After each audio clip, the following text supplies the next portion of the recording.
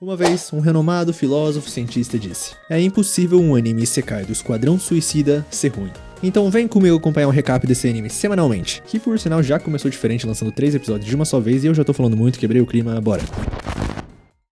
Vocês já pensaram como seria ir pra um mundo diferente desse? Um lugar com comida deliciosa, música de arrasar, camas hipermacias e muito mais. Não parece ótimo isso? Só que o cara tem que cortar o clima da Arlequina implorando pra soltar ele. Mas o Coringa chama por ela, então ela fala pra todos que vai levar eles até esse lugar, a um mundo novo. Cortando pra alguns cientistas em algum lugar, eles reportam pra Amanda Waller que tá tudo pronto. E ela dá a autorização pra inicializar. Com isso, algo começa a surgir numa plataforma embaixo deles. Mas antes, voltando pra onde estava nosso casal favorito, a polícia já chegou lá. O refém começa a tentar dizer alguma coisa pra eles, mas algo que estava apitando para. E é seguido por uma explosão e notas de piano. Nas ruas, tudo um caos. Mas o nosso casal tá elegante como sempre no seu veículo, que parece que em vez de volante é controlado por teclas de piano. A Arlequina fala que aquilo foi perfeito, mas o Coringa fala que foi apenas o prelúdio de um longo espetáculo. Só que a polícia acaba cercando eles. Mas isso não é nada pra Arlequina que puxa uma bazuca e explode tudo. Um mundo novo é música pros ouvidos do Coringa, é exatamente o que ele tava procurando. Ele rasga um dos sacos de dinheiro que tinham roubado e joga pro povo. E continua falando que o mundo moderno é muito feio, e o pior de tudo,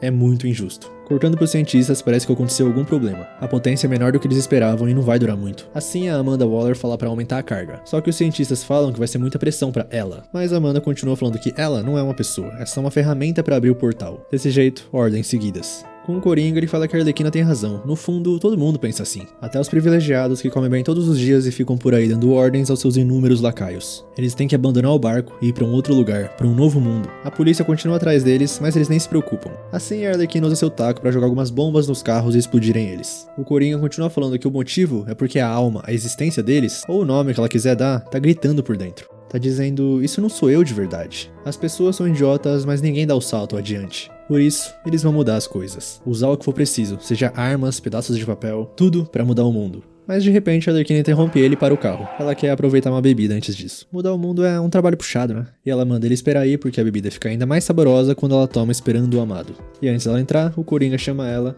e fala que ela é a melhor mulher que existe. Que responde falando que é só porque é a mulher dele. Desse jeito ela entra jogando dinheiro pra cima, mas parece que o pessoal não ligou muito pra ela não. Todo mundo se encara e ela vai em direção ao bar perguntando se alguém morreu por acaso. Ela pede alguma coisa doce, extremamente doce, e pergunta cadê o KJ. Aí o bartender fala que parece que ele pegou um resfriado. Com isso ela chama ele pra perto e fala uma curiosidade. Não tem nenhum KJ nesse bar. Os caras infiltrados já partem pra cima e ela estoura a garrafa na cabeça do bartender. Aí ela grita pro Coringa pra ele não entrar lá. Com os cientistas eles avisam pra Amanda Waller que precisam parar. Mas ela fala pra continuar e o portal enlouquece. Um pedaço de ferro passa zunindo por ela, mas ela nem pisca. Com a Arlequina, ela tá batendo nos caras com um sorriso no rosto. Eles também estão atrás do Coringa, então ele pega o carro e atropela um. Só que os caras têm reforço e armamento pesado, então ele tem que fugir. No meio de tudo isso, a Arlequina já derrotou todo mundo e consegue subir pra cima de um prédio pra fugir. Ela tenta entrar em contato com o pudinzinho dela, mas ele não responde. E enquanto isso, alguém joga uma faca nela. Ou seria uma katana. Parece que foi uma mulher mascarada em cima do outro prédio que jogou, que já pula pro prédio da Arlequina como se não fosse nada. Ela não entende o que uma samurai pode ter contra ela. Mas dito isso, a briga começa. A mulher de katana é bem habilidosa e consegue desarmar a Harley, que tenta fazer umas gracinhas pra fugir. Fala que a katana é bonita, mas a máscara deixa a desejar. Só que desse jeito ela tá sem nada pra atacar, então resolve tirar um cano da parede. E a briga tem uma baita coreografia, mas a Arlequina é encurralada e parece que a briga tem uma vencedora já.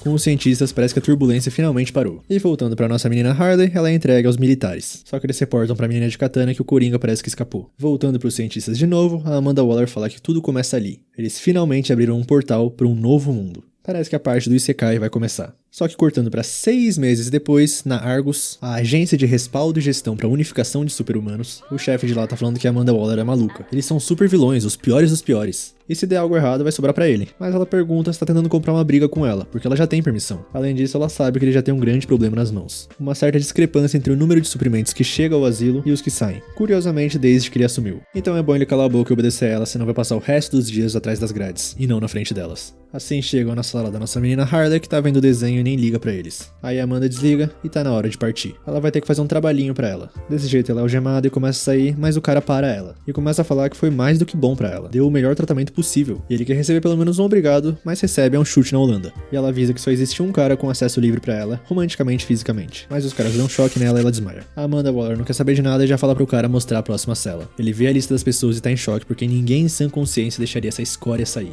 Aí ela fala que é claro, é impossível mudar o mundo sem um pouquinho de loucura. E na mente da Arlequina, ela tá se imaginando passando por um portal? Assim ela abre os olhos e dá de cara com um cara falando bom dia, flor do dia. Só que ela fala que queria ter acordado com o canto de um passarinho, porque tem que ser com a cara feia dele. Ele chama ela de psicopata e alguém na frente deles fala pra tomar cuidado como fala. Isso não é jeito de tratar uma mulher que acabou de conhecer. E desse a Arlequina gosta. Com isso o cara continua falando que eles estão vestindo a mesma coisa, mas cai melhor nele. E será que os dois não notaram nada especial no rosto dele? Mais 2 olhos, 2 orelhas, um nariz, uma boca. E a Arlequina complementa que ele é bonitão, mas não faz o tipo dela. E parece que o bonitão é um astro de cinema, na verdade. A nossa menina fica toda animada e fala que viu todas as temporadas de Game of Thrones. Só que o bonitão fala pra deixar pra lá porque a cena vai ser mais emocionante se eles entenderem quem ele é só mais tarde. Com isso, a Arlequina agora pergunta sobre o Jason ali. Ela pergunta se ele tá com um saco porque se acidentou cortando a barba, mas ele fala que não comete acidentes. Ele tá usando isso porque a missão seria comprometida se as pessoas vissem a cara dele. Eles se questionam sobre a missão e o cara fala que é uma causa nobre. E ele sabe porque eles foram trazidos lá. Eles estão numa missão de paz. Afinal, esse cara só trabalha pela paz. Com isso, o agente Brown aparece. O grupinho pergunta se vai demorar muito pra chegar, mas o agente fala que já chegaram faz um tempo. E começa a explicar que eles têm uma missão muito nobre a cumprir. E a própria Amanda Waller aparece pra falar que os 5 ali vão trabalhar com o agente dela, o Adam. E caso sejam bem-sucedidos, terão suas sentenças reduzidas. Simplificando, a missão é criar e proteger uma série de cabeças de ponte, que servirão de base pra realização de pesquisas e a exploração de recursos de uma certa região. Aí o primeiro cara parece que não entendeu nada e pede pra ela explicar com palavras que até crianças burras entendem. E além disso, por que eles trabalhariam pra ela? E isso é fácil. Ela fala que é porque implantaram bombas nos pescoços deles. E claro, ela pode ativá-las ao bel prazer. Além disso, elas também funcionam em contagem regressiva. Se não receber um sinal de rádio deles a tempo, as bombas estão programadas para explodir após 72 horas. Ou seja, se tentar fugir ou ignorar as ordens que ela der, eles morrem. E ela ainda fala que ficou sabendo que o primeiro cara tem uma filha, que deixa ele maluco e fala pra Amanda Waller pra guardar as palavras dele. Se encostar um dedo na filha dele, ele mata ela. Aí ela pergunta se tem mais alguma objeção e a nossa menina mostra a língua pra ela. Agora é só seguir as instruções do Adam. Ele começa a explicar que todo o equipamento tá nas caixas de madeira ali atrás. Aí é pra eles trocarem de roupa e se preparar pra missão. Desse jeito ele tá indo soltar a Arlequina e ela pergunta se tem certeza. E se ela se agarrar nele, vai explodir mesmo assim? Ele hesita um pouco, mas ela fala que é brincadeirinha, já que ele nem faz o tipo dela. E o bonitão lembra que a Amanda falou que eram 5, cadê o último? Mas antes do Adam explicar, alguma coisa bate na nave. Ele dá uma olhada com os pilotos e parece que eles estão mortos. E o helicóptero acaba caindo no chão com tudo. Do lado de fora, uma mini guerra entre cavaleiros e monstros. Lá dentro, obviamente, os 4 também. A Arlequina vai dar uma olhada no Adam e parece que ele tá na mesma situação dos pilotos, não muito bem. Aí ela vê uma espada fincada na parede e usa pra cortar as algemas. Aí ela vai ver onde é que eles caíram e quando pisa pra fora, quase cai no limbo, mas o primeiro cara salva ela. Parece que eles estão numa terra flutuante. Um clássico mundo genérico de Sekai. Os outros também se soltam e o bonitão transforma a mão dele em barro pra destruir a porta do outro lado e sair. E os outros ficam surpresos de saber que ele é um meta-humano. Não é à toa que ele era o único com aquele dispositivo de contenção estranho. Do lado de fora, um dragão passa por eles e a Harley pergunta se eles por acaso participaram de Senhor dos Anéis. Lá na frente, parece que os orcs estão levando a melhor. E o bonitão fala que isso que é um set de filmagens, qual será que é o estúdio no comando? Desse jeito eles perguntam pro cara de saco qual que é desse mundo. Isso faz parte da suposta missão de paz? Aí ele só continua falando que é uma causa nobre. Ou seja, no fundo ele não sabe de nada. Nesse meio tempo, os monstros já chegaram até eles. E parece que eles não falam a mesma língua não. O bonitão começa a perguntar onde tá o produtor e tal, mas já é atacado por um deles. O sangue voa na Arlequina e todos percebem uma coisa. Isso não é um set de filmagens ou um sonho. Porque mesmo com o fedor desses porcos, eles estão sentindo o cheiro de algo que já conhecem. É tudo real e a Arlequina dá uma risadinha. Ela adora quando é fácil de entender as coisas. Ela não faz ideia de onde ela tá ou de quem os monstros são, mas ela supõe que eles não são aliados. Atrás dela, um tubarão gigantesco sai do helicóptero e começa a comer todos os monstros como se não fosse nada. Ele é o tubarão rei, meta-humano em forma de tubarão que tem o QI de uma criança. A Arlequina também pega um bastão e começa a derrotar os monstros. E a ex-psiquiatra dispensa apresentações. O cara de saco também começou os trabalhos falando que quem perturbar a paz ou ficar no caminho dele deve morrer. E pra surpresa de 0 pessoas, ele é o pacificador, justiceiro violento determinado a alcançar a paz custe o que custar. Já o bonitão usa seus poderes de barro e talvez ele não seja bonitão. Ele é o cara de barro, um metamorfo feito de argila viva e é um ator impopular. E em último e não menos importante, o primeiro cara precisa de uma bala pra derrotar um monstro. E ele fala que estão derrotando, mas não chegam a lugar nenhum. Cadê o chefe deles? E o pacificador fala que deve ser aquele lá no fundo, com o cara de barro complementando, falando que os verdadeiros vilões têm uma cara horrenda. E o primeiro cara olha pra Harley pensando nisso e finalmente é apresentado, e pra surpresa de 0 pessoas de novo, ele é o pistoleiro, assassino profissional, atirador de alto nível que nunca erra o alvo. Aí, curiosamente, com um tiro, derrota o chefão. Nisso, os orcs recuam. Ninguém entende o que aconteceu, só que o pistoleiro fala que, deixando as aberrações de lado, a aberração, o Rei Tubarão, tá do lado deles? Ele provavelmente é o 5º cara que a Amanda Waller tinha falado, se é que dá pra chamar de cara. E se não bastassem os monstros, agora chegou os cavaleiros. Eles olham pro tubarão ruim devorando tudo e levantam a espada. Mas o pistoleiro com um tiro derruba ela. Ele tenta se comunicar falando que todo mundo tá do mesmo lado porque derrotou os monstros e tal, mas o cavaleiro fala alguma língua estranha e a espada volta pra mão dele do nada. O esquadrão fica em choque porque não sabe se isso foi um truque, magia, mas o cara de barro já entendeu tudo e fala que eles não precisam se preocupar. Assim ele se aproxima dos cavaleiros e pede desculpas por ter assustado eles. Mas se emociona e começa a pensar alto que as histórias da realidade dele eram chatas gratas de morrer. Só que Deus sabe mesmo como entreter. E ele foi abençoado com um cenário fantástico desses. A Arlequina pergunta se ele endoidou, mas ele fala pra ela olhar em volta dela. Dragões, orcs, guerra à moda antiga, espadas e flechas. E magia, é Alice no País das Maravilhas. Só que ele continua falando que o termo mais usado hoje na cultura pop é Isekai. Obviamente o esquadrão não sabe do que se trata, mas a gente conhece e talvez bem até demais. E o pistoleiro começa a debochar da tal causa nobre. Aí o pacificador fica bravo, os dois começam a brigar, e o cara de barro pergunta pros cavaleiros, e agora? Eles estão em frente aos heróis que foram conjurados de outro mundo. E pede pra levar eles até o rei, pra pôr um fim nessa guerra. Só que eles são levados pra trás das grades. E os dois ali no fundo estão brigando ainda. Parece que eles estão numa masmorra. E em algum lugar daquele mundo, alguém reportando que acabaram de saber que um novo grupo de pessoas estranhas foi levado ao reino. E a menina da katana tá ali também, e parece que ela faz parte de um esquadrão. O mundo onde eles estão parece ser bonito, mas nem todos acham isso. Exemplificando o contraste, a rainha é carregada numa carruagem chique no meio de um vilarejo miserável. O povo clama por comida, mas os guardas nem deixam eles chegarem perto. No palácio flutuante, uma assembleia acontece. Eles estão eufóricos que os porcos ridículos não tiveram a menor chance contra eles. E isso graças a sua majestade que viajou para as linhas de frente, aumentando a motivação das tropas. Mas o guarda de rosa de antes pergunta como eles podem falar isso, ainda há súditos passando fome no reino. Só que parece que os velhinhos não ligam para isso, eles só querem recompensar os cavaleiros por uma batalha bem travada. E começam a acusar ele falando que ele é contra a comemoração de glória da rainha. Mas a mesma dá um basta e pergunta se eles realmente consideram o resultado dessa pequena peleja uma vitória. O reino só sairá vitorioso quando todos os brutos do império forem massacrados. E os caras mudam de opinião e concordam com tudo que ela disse na hora. O cara de cabelo rosa pergunta o que fazer com essas pessoas se referindo ao nosso esquadrão. E ele contextualiza que a intromissão deles na batalha ajudou eles, mas são um bando de excêntricos tanto na forma de falar quanto na aparência. E isso a rainha fala pra esquecerem eles na prisão, eles não têm tempo pra uma questão tão trivial. Só que o guarda fala que ele acredita que poderiam fazer bom uso das armas deles, mas a rainha corta ele falando que isso são palavras de um covarde. E parece que ele é o herói que já salvou o reino uma vez. O grande cavaleiro que foi abençoado com a armadura sagrada pela própria princesa. Dito isso, ela espera que todos eles vão à reunião de gabinete amanhã com um plano pra próxima batalha. E isso é tudo, mas a princesa Fiona interrompe um pouco. Ela começa a falar sobre essas pessoas estranhas, talvez eles sejam enviados do Império. Mas a rainha já disse pra esquecer esse assunto, a não ser que tenha uma informação de confiança pra compartilhar. Senão, é pra ficar quieta. Mais tarde, do quarto dela, a princesa observa o povo brigando por um pão, enquanto ela tem a melhor comida possível disponível pra ela. Só que parece que ela tá se segurando e passando fome. Assim, o herói Cecil entra no quarto e pergunta se ela ainda não tá comendo. Ela deixar de comer não vai alimentar o povo deles. Só que ela fala que não tem apetite e precisa pedir um favor pra ele. Cortando pra nossa menina Harley, ela tá numa sala sendo interrogada por dois policiais. Eles estão zoando ela pelo relacionamento com o Coringa, dela ser ex-psiquiatra e tal. E ela fala que guardas de prisão são todos brutamontes que não conseguiram entrar na polícia. Com isso, os guardas ficam bravos e atacam ela com um taser.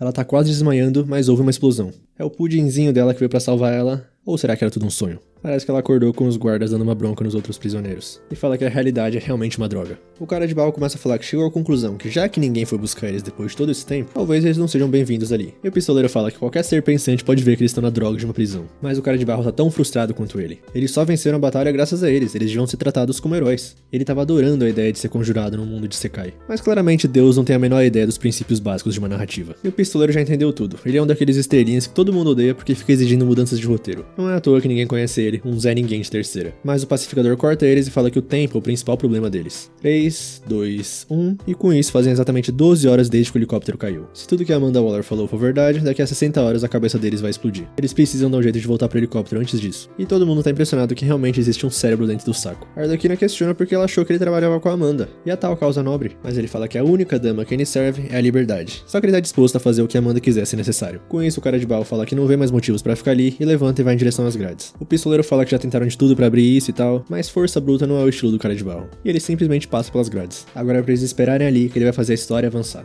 Mas podem ter uma coisa em mente, que talvez o herói ser lamentavelmente obrigado a deixar os colegas pra trás e crescer com o sacrifício deles é um lindo clichê nos filmes. Na maioria das vezes a mocinha sobrevive, no entanto é bem típico de história de Isekai que o herói do mundo real seja recrutado pela princesa pra ajudar, e no fim acabem se apaixonando. Ele realmente entende de Isekai. Com isso, a Arlequina e os outros começam a chamar pelos guardas, e o pacificador até segura ele na cela. E quando ele se transforma, os guardas colocam um tipo de algema especial nele, que parece que inabilita ele de usar os poderes. E o resto do esquadrão comemora que ele voltou pra cela. Mas os guardas abrem a porta da cela e mandam eles saírem. Parece que tá na hora do almoço, se é que dá pra chamar isso de comida. E em volta todo mundo comendo como se fosse um refeitório de uma prisão mesmo. E uns monstros grandões chegam neles falando em outra língua que eles estão no lugar deles. E estão infestando o lugar deles com cheiro de humanos passando fraqueza. Os humanos idiotas que vieram antes deles fizeram a mesma coisa. Dito isso, eles não estão entendendo nada. Mas o pistoleiro fala que dá pra entender porque as regras sociais de prisão é igual em todo mundo. Só que antes dele levantar, o cara de barro fala pra esperar. esperar. Não é uma boa ideia fazer um escarcéu sendo que eles estão com pouco tempo. Só que o pistoleiro fala que eles não são do mesmo mundo, não falam a mesma língua, nem têm o mesmo gosto musical, e ele quer que eles se dê bem com eles. Só que o cara de barro dá o argumento falando que eles também são diferentes e estão ali conversando.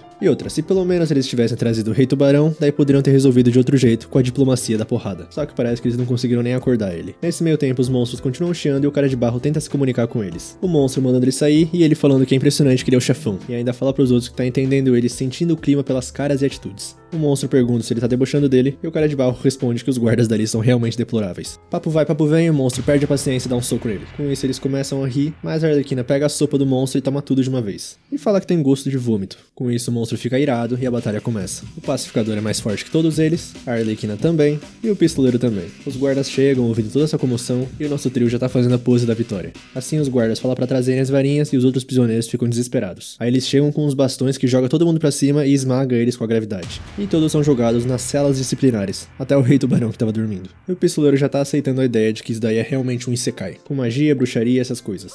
O pacificador tá tentando arrombar a cela à força, mas uma voz surge do fundo da cela perguntando quem são eles. Na língua deles, por sinal. E ele se apresenta falando que é o Rick Flag, um agente da Argus. Ou seja, eles perguntam se ele é parceiro da velha bruxa da Amanda Waller. E parece que ele perguntou quem são eles, mas já conhece todos. E até muito bem. Aí o Rick pergunta quando que eles chegaram e o pistoleiro fala que foi literalmente ontem. Com isso ele fala que a Amanda provavelmente começou a levar a sério. E começa a explicar o que tá acontecendo. Eles não foram o primeiro grupo a ser enviado a esse mundo. Uns meses atrás ele liderou o esquadrão encarregado de fazer o primeiro contato, com esse mundo estranho ligado a eles pelo portal. E o cara de barro fica todo feliz que é realmente um isekai. O Rick continua falando que foi porque eles estavam dispostos a ir pra qualquer lugar em busca de água e recursos naturais. Os benefícios à nação valeriam o risco de explorar mundos totalmente desconhecidos, mesmo podendo não voltar com vida. Desse jeito o pistoleiro conclui que eles ferraram tudo e agora o esquadrão tá ali pra limpar a bagunça. Um grupo de criminosos que ninguém daria a mínima se morresse. Como um esquadrão suicida. O Rick pergunta quem liderou eles, porque já que tiveram que substituir eles, provavelmente foi a Katana. Mas a Arlequina fala que foi um tal de Adão ou Eva, algo assim. E ele foi esmagado junto com o helicóptero. O assunto da bomba vem à tona, mas parece que o Rick não sabe da parte do contador sobre reiniciar. Aí eles explicam sobre a bomba relógio e tal, e o Rick fala que parece que o objetivo então é o mesmo. Com isso ele vai ajudar eles a escaparem, mas é pra ficar sabendo que não tem nada com ele. E como o helicóptero com os equipamentos foi esmagado, o sinal deve vir do outro lado do portal.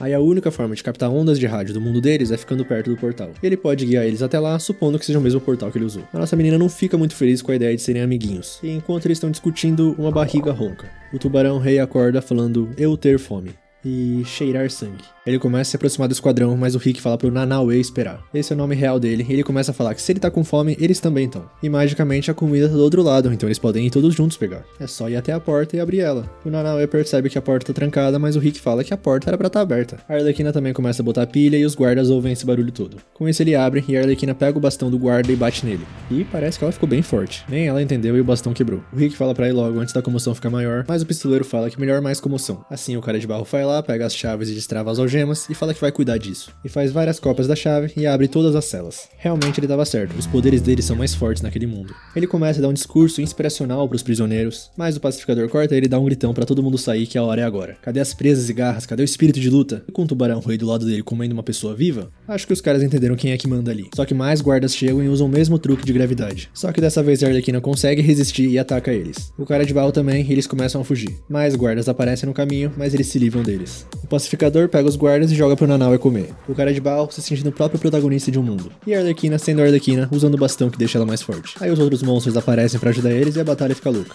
No meio de tudo, o cara de barro tá até ensinando eles a dançar balé. A Arlequina acha um pincel gigante com vários baldes de tinta também. E em vez de uma batalha, parece mais uma festa gigantesca. Mas à noite, o Cécio tá indo pra lá numa carruagem real. Ele se lembra da princesa perguntando pra ele se será que tá tudo bem ela ir falar com aquela garota e o grupo dela. Porque eles eram fortes o bastante pra mudar o rumo da batalha, né? Só que o Cécio tinha falado que só tava interessado nas armas. Ele mandou um técnico dar uma olhada de perto e ele ficou perplexo. Mas ela pediu por favor pro Cécio. Ela quer ajudar do próprio jeito. Essas guerras precisam acabar o mais rápido possível. Dito isso, eles chegam na prisão, que não parece muito bem uma prisão. Tá toda pichada, bandeiras hasteadas, parece que alguém dominou ali. Lá dentro, onde um dia os guardas usavam de posto de vigia, agora eles estão fazendo uma festa. E a Arlequina repara que parece que eles têm companhia. E o Rick não consegue acreditar que eles estão perdendo tempo ali.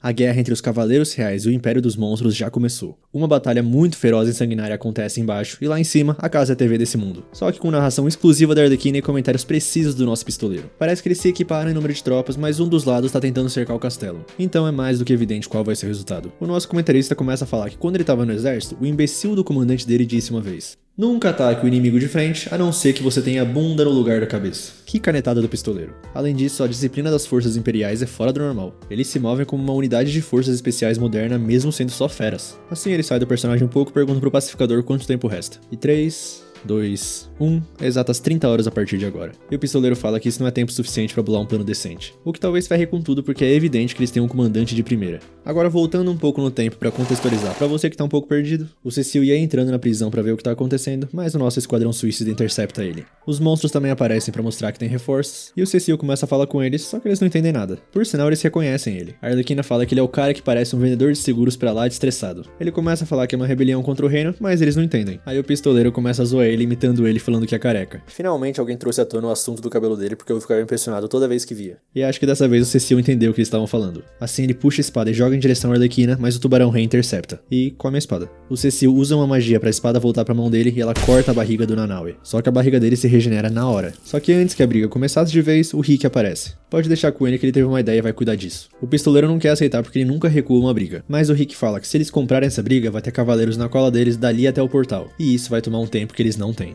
Assim ele avança e começa a falar na linguagem desse mundo. Todo mundo fica impressionado e ele fala que aprendeu um pouquinho com o pessoal na cadeia. Ele tá ali há mais tempo do que eles imaginam. Desse jeito ele fala pro Cecil, vamos fazer um acordo e vem até aqui, seu feioso. Não queremos lutar, então nos leve até o desgraçado do seu chefe. Só queremos conversar. Você entende o que eu tô dizendo, seu fedorento? O Cecil fica bravo e fala que sem chance. E o Rick, com a cara mais bondosa do mundo, fala, parem de desperdiçar meu tempo. E pergunta se ele não tá entendendo por causa de todo esse fedor. O esquadrão começa a questionar se o Rick realmente sabe falar a língua deles. Porque será que é realmente uma boa ideia se comunicar com as palavras que aprendeu de orcs? Aí ele continua e chama o Cecil de chorume e parece que essa foi a gota d'água. Mas antes de tudo ele é um herói e se recompõe lembrando das palavras que a princesa disse. Desse jeito ele guarda a espada e fala pro esquadrão seguir ele. E o Rick fala, agora sim, seu cocô. Cortando pro palácio já, parece que o nosso esquadrão não tá sendo muito bem recebido. Quando tiram as vendas, se impressionam com o cenário, a sala do trono. Dito isso, a Arlequina fala que é a pior festa de boas-vindas que ela já viu na vida. Com isso, Cecil fala que sua majestade vai receber eles agora e é pra tomar cuidado como falam. A rainha e a princesa entram e a última já troca olhares com a nossa Harley. Já a rainha lança um tipo de magia nos 6. E agora, parece que todo mundo consegue se entender. A Arlequina acha que é só ela e se acha um gênio, mas é todos. Aí o Rick dá um passo adiante e agradece humildemente a vossa majestade por ceder essa audiência hoje. E a razão de solicitarem esse encontro é que eles gostariam de fazer um pedido urgente. E o Cecil fica impressionado que ele sabe falar com educação. Só que a rainha fala que eles são prisioneiros, que direito eles têm de fazer pedidos pra ela. Aí o Rick primeiramente pede desculpas pela insolência na prisão, mas fala que tem informações que podem ser úteis à vossa majestade. E em troca pede apenas pra circular livremente. A rainha fica em silêncio, então ele continua. O império só ficou mais forte porque eles substituíram todos os oficiais superiores que lideravam as tropas. A princesa fica surpresa, mas parece que a rainha já sabia disso há muito tempo. Assim o Rick continua falando que todos os novos oficiais superiores vieram de outro mundo como eles. E disso parece que ninguém ali sabia. Aí o Rick continua falando que eles são perigosos, mas a Arlequina interrompe. Ela já entendeu tudo. Já que mandaram um grupo antes deles, certamente não foi um de soldados de verdade, né? Então o outro grupo que veio no começo era outro esquadrão suicida. Aí o Rick perdeu o controle sobre eles abandonaram ele, se uniram ao Império e agora estão se divertindo à beça. Pra piorar, a rainha pergunta se a ascensão do Império se deu inteiramente graças à incompetência dele então. Com isso, todos os guardas levantam as espadas. A nossa menina Harley acha divertido quando tudo dá errado, mas o pacificador chama a atenção da rainha e fala que eles estão dispostos a fazer de tudo pra reparar esse erro. Então pode escolher qualquer campo de batalha que eles vão lá, lutarão e garantirão a paz de suas terras num piscar de olhos. Nisso ela joga uma magia no Rick e fala que acredita que ele esteja disposto a cumprir as palavras do pacificador. Assim, ele consente. E a rainha fala pra provar, caso contrário, ele vai perder a cabeça. O Cecil fala que lutar junto com esse grupo pode ser desastroso, mas a rainha fala que foi ele que trouxe eles até lá. Além disso, eles não estariam nessa situação se os cavaleiros dele tivessem sido fiéis e lutado adequadamente desde o início. Aí o Rick é levado pelos guardas e o esquadrão começa a zoar ele, além de ignorar ele. Mas ele volta das cinzas pra falar pro esquadrão não esquecer, só ele sabe onde o portal fica. Não é pra esquecer, as cabeças dele vão explodir sem a ajuda dele. Com isso tudo dito, ele é finalmente levado. Agora, a Arlequina fala que tá com fome, além de que eles prometeram comida pro Nana também. E também fala na caruda pra rainha que precisa que devolva as coisas deles. Agora, cortando pro armazém já, todo mundo veste seus clássicos uniformes. O cara de barba que parece Michael Jackson ou Muzan pergunta pro pacificador se ele vai continuar de máscara. Ele repete que sim, porque revelar o rosto podia ser prejudicial à missão. Já o pistoleiro pergunta pro Nanaue se ele quer realmente vestir isso. E parece que o nosso tubarão rei gostou. Com a Arlequina, ela retoca o batom, tá com seu bastão de volta e eles estão prontos.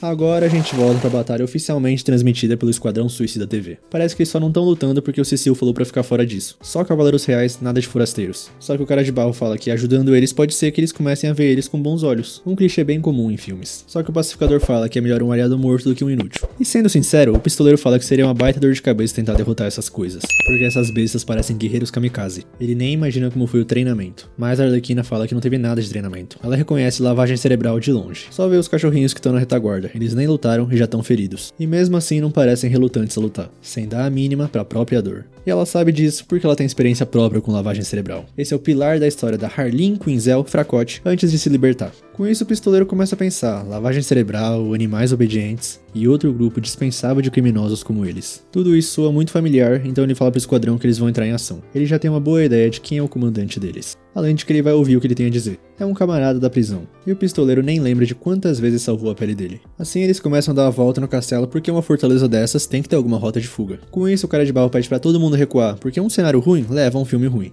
Ele tá a fim de testar uma coisa. Aí ele põe a mão na parede e ela se abre. Só que o pistoleiro fala que se é fácil assim ele pode destruir a fortaleza toda e acabar logo com isso, né? Mas o cara de barro fala que esse não é o ponto forte dele. O poder original só permite que ele mude a forma do próprio corpo. E pergunta se os outros não sentiram nada de diferente, como se algo tivesse mudado depois que eles foram pra esse mundo. Porque ele sente algum tipo de poder mágico fluindo nele. Com isso a Arlequina lembra dela isolando o guarda facilmente. Aí o cara de barro continua falando que infelizmente os poderes novos dele não parecem ser muito versáteis. Provavelmente porque não tem muita umidade ali. Porque ele é o cara de barro, ele manipula argila. Normalmente só a argila do corpo dele, mas nesse mundo ele consegue manipular qualquer tipo de argila. O pistoleiro fala que isso não é muito útil, e o cara de barro responde falando que todo bom protagonista precisa de uma falha charmosa. Como o Tom de Tom e Jerry que não se dava muito bem com o Spike, o cachorro. Desse jeito eles se infiltram e começam a derrotar as feras. O primeiro andar já foi, e o segundo parece que vai ser tão rápido quanto. Lá de cima, o comandante das feras observa a batalha. E o nosso esquadrão já chegou. O pistoleiro fala que não foi pra lutar porque eles são camaradas, né? Rato. Só que eu não sei se ele tá muito feliz de ver o pistoleiro. Que continua falando que tá surpreso de ver ele nesse mundo. Nunca imaginou que ele estaria ali também. A Arlequina pergunta quem é, e esse é o Caça-Ratos, um dos chapas do pistoleiro. Só que o rato explode de raiva vendo ele. Parece que a amizade é unilateral. Com isso começa o flashback. O Caça-Rato, no refeitório da prisão, tava alimentando o seu rato. E dois caras chegaram e começaram a fazer um bullying com ele, falando que ele fede a esgoto e tal. Mas o pistoleiro interrompeu isso.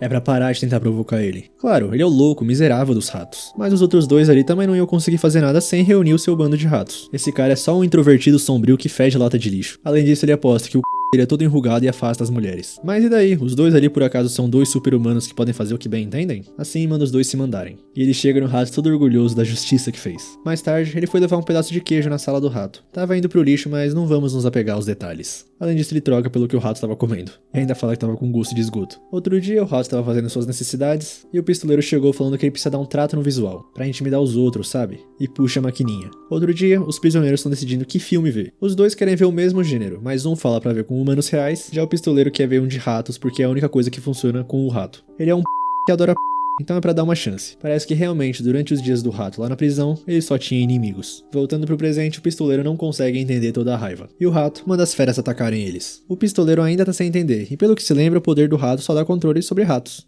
Mas parece que nesse mundo é diferente. E a batalha começa e o Nanaue já comeu 5 em 1 segundo. A Arlequina se divertindo como sempre com seu bastão de volta. O pacificador trazendo a paz com a sua arma. Só que os monstros não param de vir, então ele atira direto no rato. Então uma das feras pula na frente dele pra tomar o tiro. Os monstros continuam vindo sem parar e a Arlequina fala pro pistoleiro fazer alguma coisa, já que é a culpa dele eles estarem nessa bagunça. E ele fala que isso tava sendo legal com o rato. Aí pergunta pra ele se foi por causa do ou do Isso faz a ira dele ficar maior ainda e ele espelha isso pras feras. Mas o nosso cara de barro começa a falar que água sempre flui pra baixo. Isso é verdade em qualquer era, seja a era medieval ou os dias modernos. E a pressão da água é o principal motivo pelos quais os tanques de água costumam ser construídos em locais elevados. Como aqueles ali, e o pistoleiro entende o recado e atira neles. Toda a água começa a cair e o cara de barro usa seu poder. As feras que tinham sido fortalecidas pelo rato caem todos no buraco. Agora com ninguém pra proteger, o pacificador atira nele. Mas ele é salvo de novo. Dessa vez é a menina da máscara. E a Arlequina reconhece ela. Desse jeito os dois conseguem fugir e o palácio todo desmorona. Parece que a batalha acabou com isso, mas o Cecil não tá entendendo. Aí mais tarde a bronca com o nosso esquadrão suicida já começou. Parece que esse forte era originalmente do reino e o plano era recuperá-lo. Mas o nosso esquadrão não dá a mínima, é só limpar um pouco e fazer uma manutenção. E saem zoando o cabelo do Cecil. Na sala de reuniões do palácio, parece que toda a batalha foi realmente transmitida. Todo mundo ouviu a força do nosso esquadrão, até a rainha e a princesa. Agora em algum lugar daquele mundo, a garota de máscara tá falando que só vai ajudar o rato dessa vez. Porque ele sabe que o imperador pensa de fracassados. Assim ele fala que isso não vai se repetir, e vai mostrar pro pistoleiro e pros outros do que ele realmente é capaz.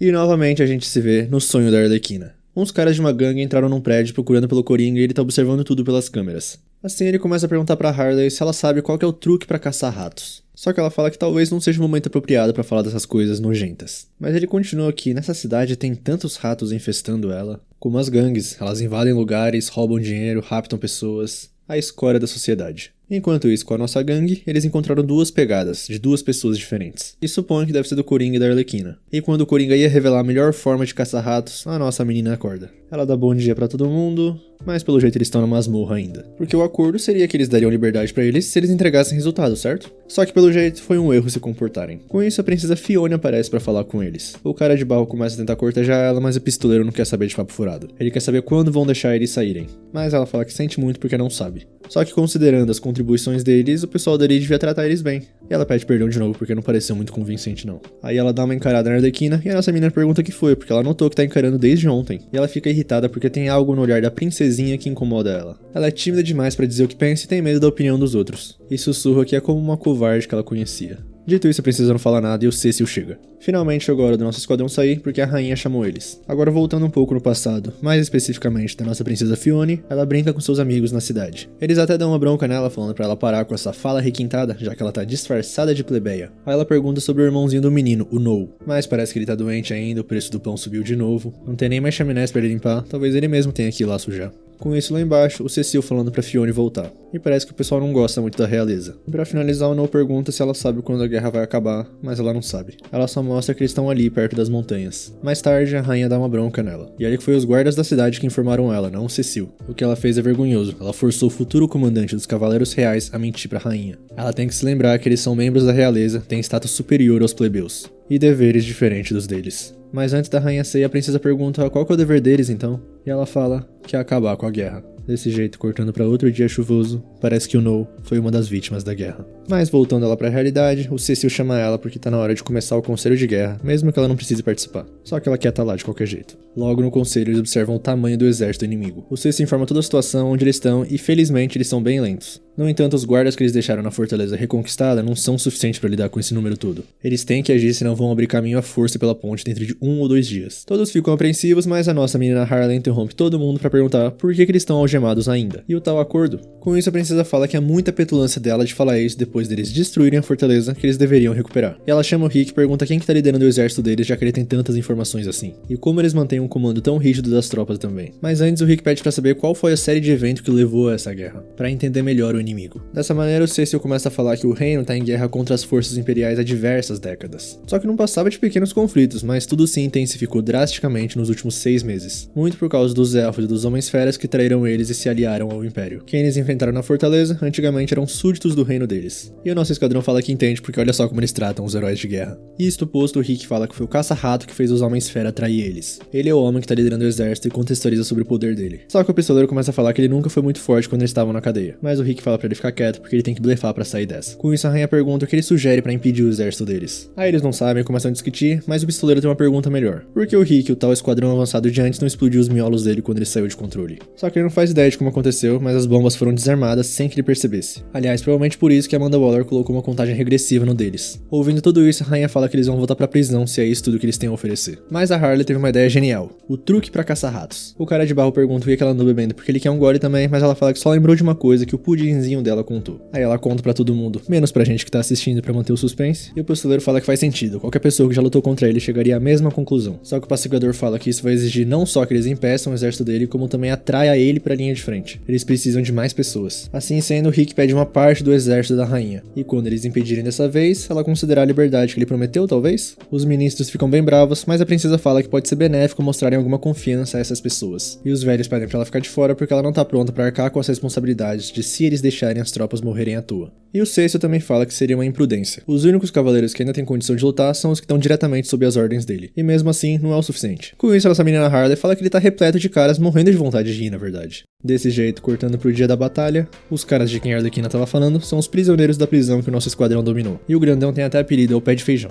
E ele confessa que nunca achou que uma humaninha fosse dar ordens pra ele. Dito isso, ele só quer saber da bagunça. Assim, a Arlequina sobe no barril pra falar com todos. E todos ali ficam felizes que a chefinha fala a língua deles agora. E ela começa o discurso de motivação falando pra trabalhar bem hoje pra dar adeus àquela cadeia fedorenta. Caso contrário, todos voltam pra lá. Aí começa a maior gritaria lá. E cortando pro resto do nosso esquadrão, o Rick tá mandando o cara de barro ir lá e fazer alguma coisa. O Nanaue tá comendo a comida dos cavaleiros, o pacificador não liga pra nada, e o pistoleiro sumiu. E o Cecil chega pra um papo furado entre soldados. Mas à noite, o cara de barro volta e o Rick fala, bom trabalho. Ele fala que não ficou a coisa mais bonita do mundo, mas vai servir. Ser ajudante de palco não é pra ele. Dessa maneira o Rick começa a explicar a situação. As barreiras que o cara de barro fez tá junto à linha de defesa de cavaleiros e ogros, todos preparados já. Não é o ideal porque foi tudo feito às pressas, mas a Arlequina fala que vai servir. E o Cecil manda eles ter foco porque o destino do reino depende disso. Aí ele pergunta onde é que tá o pistoleiro e parece que ele tá no telhado. Só que o Cecil fala que não precisa disso porque vigiando já tem os homens dele. Mas a nossa menina Harley fala pra deixar ele pra lá e dá uma canetada com uma analogia. Não se faz sanduíche sem derreter a manteiga e deixar o bacon bem crocante antes. Preparativos são tudo. Além de que o pacificador assume se ele ferrar com tudo. Com isso, o cara de barro começa a perguntar sobre a princesa Fione, porque ele teve a impressão de que ela também queria perguntar alguma coisa pra eles. Aí o Cecil fala que ela é muito bondosa, ninguém no castelo se importa tanto com os súditos quanto ela. Mas a Arlequina fala que na verdade ela não se importa com ninguém, é só uma fracassada que fica só chorando e se odiando. Aí o Cecil fica bravo, mas o Nanaue começa a sentir o cheiro de algo, parece que eles chegaram. As forças inimigas do Império. O Cecil fala que vai assumir a linha de frente enquanto o esquadrão lidera os ogros. Mas eles falam que não vão fazer nada. O Pé de Feijão e os amigos dele estão prontos pra pancadaria. Aí o Cecil começa a chiar porque só eles já lutaram contra o comandante inimigo, mas eles falam que não faz muita diferença se alguns deles se juntarem. Além de que é muito incivilizado pro cara de barro. E o pacificador não pode sair do lugar porque é o apoio. E o Nanaue tá comendo. Desse jeito, o Cecil sai soltando fumacinha pela cabeça. Na batalha, o caça-rato tá ali no meio também. Já usa seu cajado e o exército humano vê aquilo e fica apreensivo porque o exército é muito grande. Eles têm muito mais soldados. Mas o Cecil, como futuro comandante dos cavaleiros, bota a ordem no lugar. E faz um belo discurso motivacional. E quando a guerra parece que vai começar, um tiro passa perto do caça-rato. É o pistoleiro e ele sente que o trabalho já foi feito, mas o caça-rato comemora porque ele errou, ele perdeu uma oportunidade de ouro. Aí ele manda a tropa dos Homens-Fera avançar, só que ninguém se mexe. Então ele olha pro seu cajado e foi destruído. Era nisso que o pistoleiro estava mirando. Agora flashback para explicar o plano por completo. O pistoleiro falou para todos que o próprio caça-rato não tem a habilidade de controlar os Homens-Fera. Ou seja, deve ser aquele cajado mágico. Por isso eles precisavam atrair ele para um lugar aberto, aí o pistoleiro mira no cajado e bum. Por isso que as barreiras meia boca era o suficiente. Além de chamar os prisioneiros para parecer que eles queriam lutar, para incitar o caça-rato a fortalecer as feras na linha de frente. E agora parece que tem alguém encurralado por Homens-Feras implorando por misericórdia. Dessa maneira, voltando para outro flashback, pro Coringa explicar qual a melhor forma de caçar ratos, ele explode uma parede e duas gangues que estão atrás dele se encontram. Todo mundo fica confuso, assim ele usa o microfone para gritar: "Aí está ele, atira, atira". E essa é a melhor forma de caçar ratos. Fazer com que os ratos comam uns aos outros. E voltando pro presente, é isso, trabalho feito então. O pistoleiro fala que foi moleza porque só tava a 700 metros de distância. E é bom que isso foi uma lição pra todos eles. Estão preparados pra outra canetada? Por mais gentil que você seja, o mundo te retribui com uma facada nas costas. Porque ele fez favores demais pro caça-rato. O Cecil não tá entendendo nada do que tá acontecendo e o nosso esquadrão chega falando que tá partindo. Eles estão com preguiça de explicar, mas derrotaram os caras como prometido. Por isso que agora eles estão livres. Com isso chega um cavaleiro pro Cecil com uma mensagem do exército inimigo. Eles estão dispostos a se render. Pronto, acabou o show e agora é hora do Rick levar eles pro portal. Cortando pra assembleia, a notícia já chegou e todo mundo comemora. Mas a rainha não parece estar muito feliz não. Eles finalmente chegam no portal, mas parece que está um pouquinho alto demais pra eles. Aí o pistoleiro pede pra subir no Nanaue, mas o nosso tubarão não deixa. Então a Arlequina repara que a nuca de todos tá brilhando. Será que isso seria um mau sinal? Eles começam a ficar desesperados, pedem pro Rick desligar, mas ele não consegue. Ele fala que agora a única opção que resta é rezar. Nosso William Bigode fazendo escola aí. Rezar pro que o sinal chegue até ali do outro lado. Mas o pacificador pede pra todo mundo se acalmar, porque segundo a estimativa dele, eles têm apenas alguns segundos até as cabeças explodirem. Desse jeito, 5, 4, 3, 2, 1... E o portal emite um sinal e as nucas ficam verdes. Pelo jeito, nosso esquadrão não foi abandonado pra morrer. E se já tá todo mundo bem, a Arlequina e o Nanaue falam que estão com fome. Mas o Rick fala pra eles continuarem atentos porque o temporizador vai ser reiniciado a cada 72 horas. E deixar ficar por um fio de novo talvez não seja uma boa ideia. Ao mesmo tempo, como não mataram eles, quer dizer que esperam que eles terminem a missão. A Arlequina tenta dar uma desconversada, mas o Rick contextualiza sobre a missão de novo. Enfim, a missão primária agora é estabelecer boas relações com o povo do reino, então é pra começar ajudando a acabar com a guerra. E por razões como missão de paz, nada pior que um filme que termina na metade, vontade de explodir o Império e fome, o nosso esquadrão aceita. E também porque tem uma bomba na nuca deles. Desse jeito, eles se aliam com o Cecil e o reino e começam a reconquistar as terras. De grão em grão, com um pouquinho de violência também, os territórios voltam a ser do reino. Assim, mais tarde, todo mundo reunido e o barulho de alguém apertando o gatilho de uma bala sem arma ecoa pelo ambiente. Com isso, o cara de barro fala pro pistoleiro que isso não vai fazer balas surgirem magicamente. Aí o nosso pistoleiro fala que economizou bastante no uso delas, mas nada dura pra sempre. Dito isso, a nossa menina Harley deu uns 50 tiros na árvore pra formar um coração. Já o Cecil tá aliviado de saber que ele não vai ter mais acesso às armas imundas dele. Mas o pistoleiro chama ele de Homem das Cavernas e fala que se for assim, é pra desafiar eles pra um duelo com uma luva de pelica ou coisa assim. Aí o Rick separa os dois, mas o cara de Baal fala que realmente, tanto o pistoleiro quanto a Harley usam armas de fogo, que ainda não é um problema que afeta a todos eles. Mas a nossa menina fala que no pior dos cenários, eles podem se armar com frigideiras ou coisas do tipo, porque em filmes de zumbi, a pessoa com a frigideira é sempre a mais forte. E mesmo que não tenha zumbis ali, se elas servem pra zumbi, podem derrotar qualquer coisa. Assim todo mundo começa a chamar ela de louca, mas o Rick tem uma ideia, porque ele também foi enviado como parte da equipe de reconhecimento e eles não caíram quando chegaram. Ou seja, o helicóptero e os equipamentos devem estar intactos ainda. Nisso o Stacy fala pra eles reabastecerem logo porque eles vão na frente sem eles. Só que o Rick fala que o problema é que o helicóptero aterrissou numa montanha pro oeste. Por isso antes eles vão ter que voltar pra fortaleza. Dito isso, mesmo chegando agora, eles não chegariam antes de escurecer. Mas o pistoleiro não liga e fala que tá indo mesmo assim. Então a Harley para ele e fala que será que não dá pra esperar pra ela tomar um banho? Aí cortando um pouquinho mais tarde, já amanhecendo, a Harley não sabia que o lugar pra tomar banho ficava tão longe assim. Parece que eles vão passar a noite ali e amanhã de manhã vão pro helicóptero. Aliás, o cara de barro avisa que precisa da própria cabana e de uma massagem pós-banho. Nisso eles chegam na fortaleza e um dos monstros falam que eles estão prestes a fazer um banquete, chegaram em boa hora. E realmente tem até uma panela que cresce de tamanho. Desse jeito a Harley pergunta a ocasião e o monstro fala que o cavaleiro desagradável e barulhento deu bebida pra eles como recompensa por lutarem. Ninguém sabe muito bem de onde veio toda essa generosidade, mas bebida é bebida, não tem por que desperdiçar. Só que a Arlequina ainda acha meio nada a ver um acordo injusto desses, já que eles foram arrastados até ali pra lutar na guerra. E realmente eles falam que foi péssimo no começo, mas não é mais. Já que eles lutam na linha de frente, foi dito pra eles que eles terão o comando desse lugar. Desde que não caia sob o controle do Império, o reino não se importa. E eles até achavam que eram vilões, mas até que não é ruim saber que o reino depende deles. Mas o esquadrão pergunta se eles emburreceram de tanto beber, porque vilões são sempre vilões. Tudo isso só porque o reino mostrou um mínimo de gentileza. A ignorância é mesmo uma benção. Só que o pé de feijão ri porque não é à toa que eles se sintam assim. Porque eles são absurdamente fortes comparado aos monstros, por isso que eles não entendem como eles se sentem. Eles são especiais. Desse jeito de manhã, o nosso esquadrão já tá partindo pro helicóptero, mas a Harley parece que pediu a frigideira de ontem pro monstro. Porque frigideiras são a arma suprema. Aí o cara de barro dá tchau pros pequenos servos, mas o pé de feijão fala que vilões não se curvam a ninguém e eles são vilões como eles. Aí jornada longa caminho num mundo desconhecido, brigas pra todo lado, mas eles finalmente conseguem chegar à montanha onde o helicóptero tá. E a Harley vê um pássaro ali, só que eles chegam mais perto e o pássaro, na verdade, era um dragão.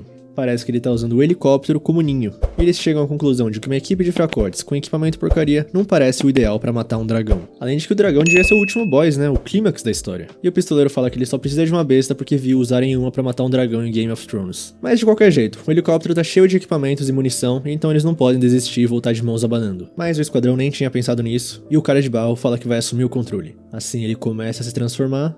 Garras, cauda, asa. E sai isso daí que o esquadrão começa a apostar se é um gatinho, um cachorro ou um passarinho. E o cara de barro chega à conclusão que parece que a química não foi boa. Aí o pistoleiro começa a zoar ele de ator de meia tigela que não consegue nem seduzir um dragão. Mas parece que essa não é uma boa hora pra discutir, porque o dragão ouviu todo esse barulho e tá logo atrás deles. E o cara de barro fica animado porque isso sim é um Isekai. Dessa maneira começa a perseguição, o dragão solta bolas de fogo como num Isekai. Aí o pistoleiro resolve se esconder, mas parece que não foi uma boa ideia. E agora é a vez da Harley, ela até faz os malabarismos, mas só consegue fugir. Nisso o Rick fala que vai bolar um plano, mas nesse meio tempo o Nanaue foi pego pelo dragão. E o esquadrão só acha bem inesperado que nunca viu um dragão preferir peixe a carne. Pelo jeito a alimentação saudável tá mesmo na moda. Mas o Rick fala pra parar de palhaçada que eles têm que salvar ele. E o pistoleiro parece que tem uma última bala. Com isso, o cara de barro faz uma muralha enorme pra impedir a passagem do dragão e fala pra aproveitar pra eles pegarem as armas agora. E o pacificador e o Rick que vão atrás. Já o pistoleiro tá preparado pra dar o último disparo. Então ele atira, mas é óbvio que uma bala não vai fazer nem cócegas no dragão, que cospe o Nanaue numa bola de fogo. Só que parece que ele tá bem, só tá com um pouquinho de calor. Mas o poder do cara de barro não parece muito útil porque as chamas do dragão secam a lama, que já tá bem na frente deles. Assim a Harley se lembra da arma suprema que ela carrega, a frigideira, que aumenta de tamanho. E quando o dragão vai soltar outra bola de fogo, ela pula pra cima e simplesmente ricocheteia a bola de fogo. Parece que frigideiras realmente detonam. Mas o dragão não foi derrotado só com isso e o pistoleiro tem que salvar a Arlequina. E começa a gritar pros dois lá em cima pegarem as armas logo, só que ninguém responde. Nisso a nossa menina simplesmente desce e fala que vai dar uma olhada. Lá em cima parece que os equipamentos e munições estão todos intactos. E o Rick acha um radinho. Já o pacificador acha outra coisa que pode ser útil. Nisso a Arlequina já subiu lá e acha outra coisa interessante. Uma bazuca. E chama o pacificador lá embaixo que tá sofrendo com o dragão e joga entrega especial pra ele. E como se o esquadrão tivesse sempre lutado juntos, bem entrosados, o pacificador chama a atenção do dragão com alguma coisa que faz ele ficar desesperado, o cara de barro segura ele pela cauda com uma mão gigantesca e agora é a hora do pistoleiro mostrar como se mata um dragão. E acerta logo o pescoção do dragão que começa a pegar fogo. E quando ele começa a se debater desesperado, bate nas pedras, cai tudo em cima dele, Um efeito dominó bem grande, mas no final das contas, ele acaba caindo colina abaixo. E quando o pistoleiro parece que vai cair também, o nosso Nanaue aparece para salvar ele. Aliás, reconhecer que ele fazer trabalho muito bom. Mais tarde, o pistoleiro tá todo feliz porque tem munição agora, e o cara de barro pergunta pro pacificador como ele conseguiu fazer o dragão parar. E ele mostra um ovo, provavelmente o ovo dela. Não é à toa que ela ficou tão desesperada. Assim ele pede a frigideira pra Harley que ele quer fazer um omelete de ovo de dragão que nunca provou. Mas ela fala que nem ferrando porque isso foi uma crueldade. Pelo jeito até a Harley tem seus valores. Só que o ovo começa a quebrar e nasce um dragãozinho. E parece que ele acha que a nossa menina é a mãe dele. Mas o pistoleiro fala pra ela abandonar essa ideia porque essa coisa vai ficar enorme como a mãe. Só que ela tá ignorando tudo e fala que tem que dar um nome pra ele. E que tal Arthur? E parece que o dragãozinho gostou. Aí o cara de barro pergunta o que bebês dragões comem e o pistoleiro fala que deve ser peixe, né? Tadinho do nosso Nanaue. Do lado de fora, escondido, o Rick contata a Amanda Waller. O radinho realmente funciona e ele contextualiza ela sobre tudo.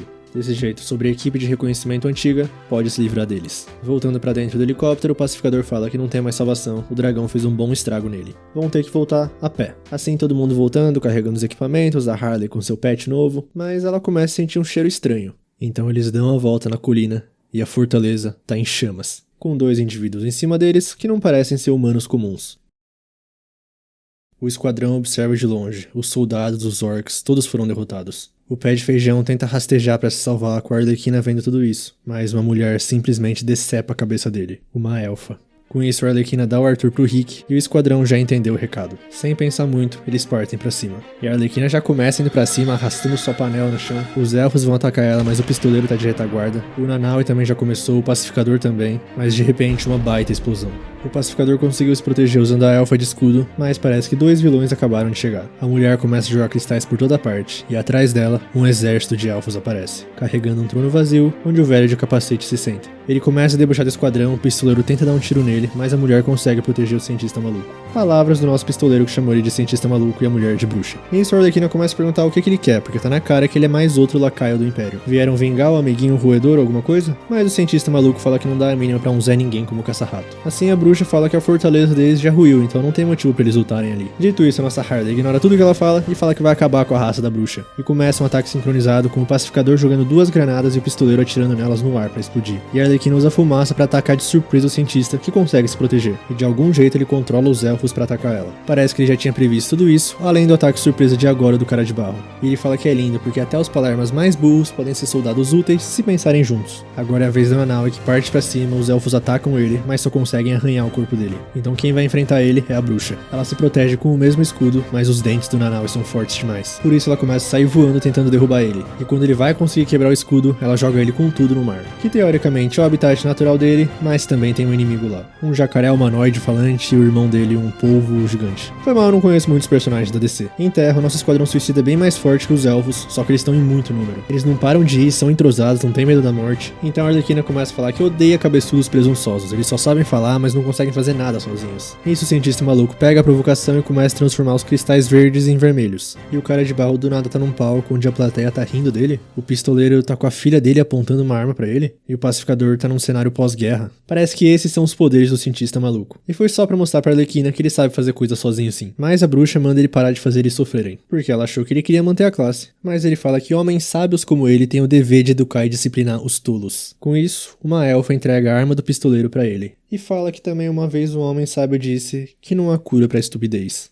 E dá 3 tiros, um em cada coração, do pistoleiro, cara de barro e do pacificador. Nisso a bruxa começa a mandar a Arlequina embora, mas ela já vai atacar sem pensar, e começa a falar que eles são só mais uns puxa-sacos do Império. Só que a bruxa fala que é só uma aliança temporária, ela tá pouco se lixando pra Argos, mas também não gosta do Império. E a nossa menina fala que fica indo de um pra outro, não gosta de ninguém, mas faz o trabalho sujo. Ela absolutamente odeia gente como eles. E isso, pelo jeito, pega na ferida da bruxa, que solta um baita ataque que a Arlequina não consegue proteger nem com a super panela. Ela até começa a sonhar com o Coringa de novo, ele falando pra ela se compor que ela finalmente foi pra um mundo novo. E se ela morresse ali, seria muito chato. Pra ela e pra ele também. Desse jeito ela acorda e o Rick entrou em ação. Ele tá ameaçando os dois de explodir a cabeça deles. Mas o cientista fala pra ele parar de provar que é mais um idiota como eles. Se isso fosse remotamente possível, ele já teria explodido a cabeça deles quando eles se separaram há meses atrás. Mas o Rick tá afiado também e fala que recebeu ordens pra capturar eles vivos. E se ele quiser testar... Aliás, pelo jeito, o nosso tubarão-rei também foi derrotado pelo crocodilo falante. E o cientista parece que não tá muito confiante na sua jogada e fala que vai recuar então, já que já limparam a fortaleza de qualquer jeito. O Rick pode ficar à vontade com o seu exército de 2 pessoas, de uma garota psicopata e um homem tubarão. Desse jeito, quando eles recuam, os elfos caem todos no chão desacordados. Então o Rick pergunta o que aconteceu e a Arlequina tá chorando sobre o corpo do pistoleiro.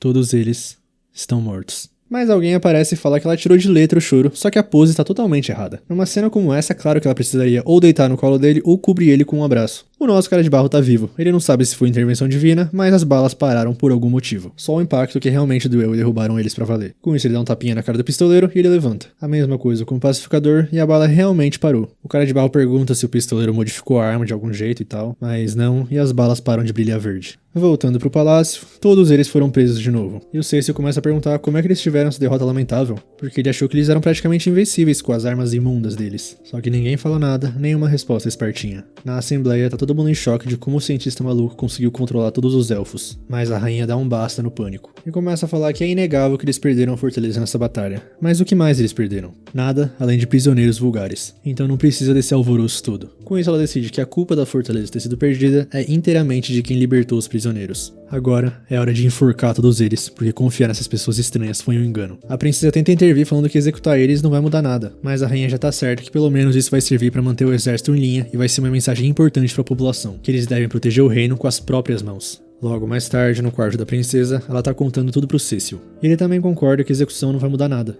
Aí a princesa começa a falar que uma vez a mãe dela disse uma coisa pra ela, que acabar com a guerra é o dever da realeza. Só que a princesa tá com uma forte sensação que a mãe dela deixou a raiva por aquelas pessoas obscurecer seu próprio julgamento. E não sabe se pode continuar confiando na própria mãe. Assim o Cecil pergunta qual a opinião da princesa sobre os forasteiros. Então a Fionn fala que não sabe, mas ela quer acreditar neles. E o nosso Cecil fala que talvez ele também tenha se apegado a eles. E também teve uma ideia. Já lá na masmorra, o Rick tá falando pra escapar logo e acabar com a raça do Império. Porque querendo ou não, a culpa é deles que eles estão semeando todo tipo de caos no mundo. Dito isso, o pistoleiro fala que a culpa não é dele não, é do Rick e da Argus. Lá em cima na janela, o nosso pequeno Arthur aparece. A mamãe Harley fala que não tem nada pra dar de comida pra ele, e assim o cara de Baal fala pra que tal fazer ele tirar eles dali. Só que o pistoleiro duvida muito que um negocinho pequeno daquele consiga. Mas de qualquer jeito, deve ser melhor que o bunda de craca que tá ali. Parece que o nosso Nanaue tá meio catacônico por ter perdido. Aí o Arthur até tenta, mas é muito pequenininho ainda. E de repente o Cecil aparece, abre o portão e fala pra eles saírem. A Arlequina acha meio suspeito tudo isso, mas o Cecil começa a contextualizar eles. Eles precisam sair e lutar contra o Império de novo pra provar que tem valor. Porque tem uma rainha aí que pretende executar todos eles. O pistoleiro não gosta muito da ideia de ser mandado de novo pra linha de frente, mas o Cecil pega ele e começa a falar que eles lutaram de forma admirável. Mesmo que eles dependam de estratégias e armas desleais, isso não muda o fato de que eles arriscaram as vidas. Tudo por um reino ao qual não devem nada. Por isso eles não merecem ser executados. E começa a falar que ele perdeu a noiva nessa guerra. E pergunta pro esquadrão se eles não têm família ou outra pessoa na vida deles. Alguém esperando a volta deles. Tá proibido piadinha do cabelo do Cecil a partir de agora. Por isso que o nosso mano Cecil é o líder dos cavaleiros. Aí o Rick também começa a falar que nunca pensou que o esquadrão era tão covarde. O Pensador realmente entrou na cabeça deles, né? No caso, o cientista maluco é o Pensador. Porque esse é o poder dele, os jogos mentais. Com isso, a princesa também aparece e fala pro Cecil que eles estão ficando sem tempo. Ela não vai conseguir enganar os soldados pra sempre. Aí então, o nosso chefe dos cavaleiros pergunta o que o esquadrão vai fazer. E o pistoleiro vai em direção a Nanaue e manda ele abrir a boca. Dá uma limpada na voz e começa a falar sobre os dentes afiados de tubarão dele. Só que ele encosta e é realmente afiado e começa a sair sangue. Parece que o plano dele era arrancar um dente pra mostrar que dentes de tubarão nascem de novo. Aí, ou seja, os culhões também nascem de novo. E o cara de barro gosta dessa ideia e vai tentar também. E repete as mesmas palavras, mas dessa vez ele arranca um dente do Nanaue. Só que isso doer. E o nosso tubarão-rei não ficou muito feliz com isso, e aí eles começam a correr atrás dele e os dois saem da prisão. Aí só fica a Arlequina e a princesa, e a nossa menina pergunta pra Fionn se tá tudo bem mesmo. Ela se lembra de novo do passado do No, de quando ela escutou um rumor de como um garoto pobre foi parar no acampamento militar e mataram ele achando que era um soldado inimigo. E no túmulo dele, o irmãozinho que estava doente. E mesmo ela pedindo desculpas, ele nem queria ver a cara dela. No palácio, a mãe dela bateu nela e falou que foi culpa dela do garoto ter morrido. E naquele momento ela foi proibida de ir à cidade sem permissão. Só fazer tudo o que a mãe mandar, que assim não haverá mais erros como esse. Voltando pro presente, a Fionn fala pra nossa menina que é fácil fazer só o que mandou, mas ela não sabe se essa é a escolha certa. E no final das contas, a Arlequina nem ligou e só saiu da cela. Já a princesa ainda tá em dúvida se essa foi a escolha certa ou ela cometeu outro erro. Mas o nosso menino Cecil fala que seja como for, é o dever dele ainda ficar do lado dela e dar todo o apoio possível. Do lado de fora, na fuga, parece que já descobriram tudo. E agora é a hora do cara de barro brilhar, porque ele já interpretou o motorista uma vez. E não era só um mero figurante não, ele teve até que sorrir pra protagonista. Aí todo mundo ignora e dentro da carruagem, o pacificador fala que tem uma estratégia. E vai começar com o cientista maluco que sabotou a paz dele. Com o pensador, como ele vasculhou as mentes deles, ele sabe que eles precisam do portal a cada 72 horas. Por isso ele já tá lá e levanta uma fortaleza gigantesca.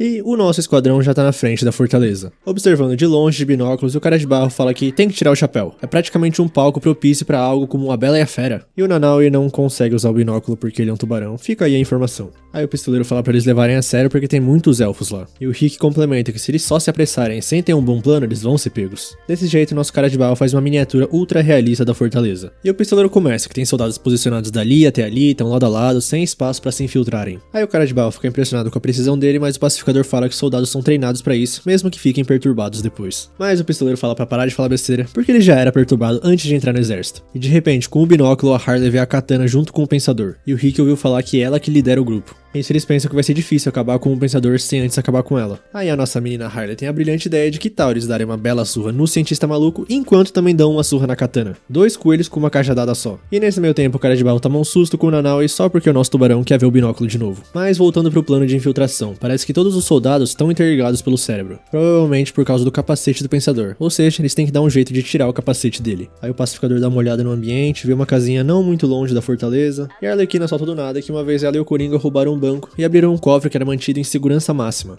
Aí o pessoal começa a zoar dela, mas ela tá falando sério. E o Nanaue a rota bem alto, fica aí a informação. Enfim, a questão é que o cofre, a segurança, os guardas não fazem diferença. O que importa são as pessoas, eles só precisam ameaçar a pessoa que tem as chaves. E o pacificador fala que com isso, eles já têm a última peça do quebra-cabeça. Dessa maneira, eis o que eles vão fazer. Primeiro ele, a Harley, o tubarão-rei e o cara de barro vão se aproximar da fortaleza por trás. E isso já tá ao vivo e o cara de barro tá achando isso bem humilhante. Mas o Nanaue bota ele pra dentro e a Harley dá um adendo pra não comer ele. Aí o nosso tubarão fala que argila ter gosto ruim. Aí o cara de barro começa a avisar pro Nanaue que coisas como água é ruim pra ele, então é pra evitar. Porque a argila pode ser úmida, mas não é como água, e dito isso, nosso tubarão já tá na água. Aí o Nanaue fala que entendeu tudo, então agora vai mergulhar. A relação desses dois é boa demais. Aí continuando o plano, enquanto o tubarão-rei leva o cara de barro pra fortaleza, o coronel Flag e o pistoleiro vão pro portão da frente. E só vão esperar o sinal. Aí quando o sinal chegar, o coronel Flag vai atacar e atrair os elfos pra aquela cabana ali. O pistoleiro não vai porque ele vai ficar de olho no que tá acontecendo na fortaleza, assumindo o comando da equipe de infiltração. E pelo jeito ele não gosta muito de receber ordens. Aí no ao vivo ele tá com o Rick e parece que eles não combinaram o sinal. Só que alguém arrota bem alto e eles escutam.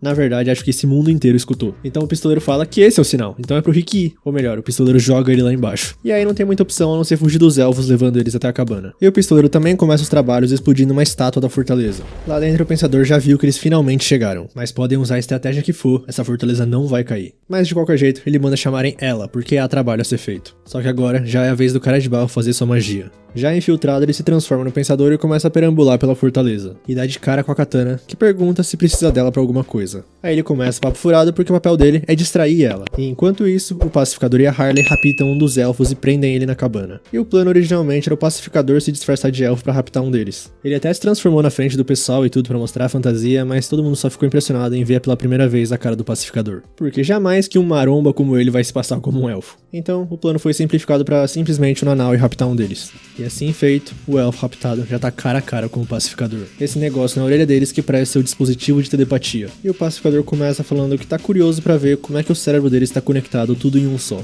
Será que eles têm integridade suficiente pra não cederem sob dor aguda? E...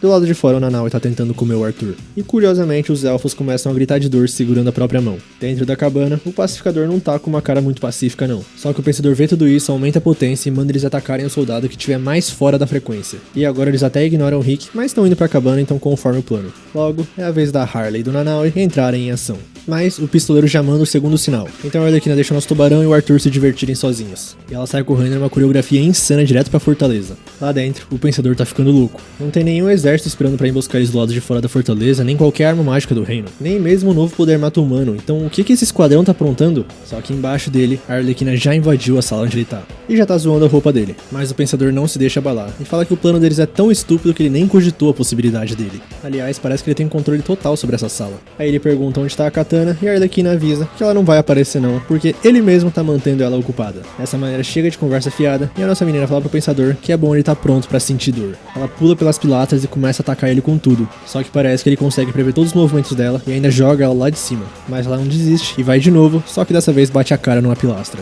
e começa a ver um monte de mini Arthur. Aí parece que ela endoidou, só que ela pega o taco e joga de uma vez, surpreendendo o Pensador. Dessa vez ele não conseguiu prever. Ela levou um golpe de propósito na cabeça para que o Pensador não veja o que ela tá pensando. Só que ele fala que isso só funciona de um nível superficial, ele pode sempre mergulhar mais a fundo na mente. E ela convida ele abertamente a fazer isso. Assim feito, ele fala que ela vai se arrepender disso. Agora, ele já tá nas memórias da Arlequina. Ou melhor, da Harleen Quinzel, psiquiatra no asilo Arkham com um futuro brilhante pela frente. Mais uma vez, um certo palhaço perguntou pra ela se ela ama ele de verdade, será que ela morreria por ele? E ela ia ter que provar isso, caindo naquele ácido e jurando amor eterno ao Coringa. Só que quem ele tá segurando, na verdade, é o Pensador, e a nossa menina tá junto do Coringa, falando que é só amar o pudinzinho dela que vai ficar tudo bem. Desse jeito ele é derrubado, e parece que a mente da Arlequina não é uma mente normal.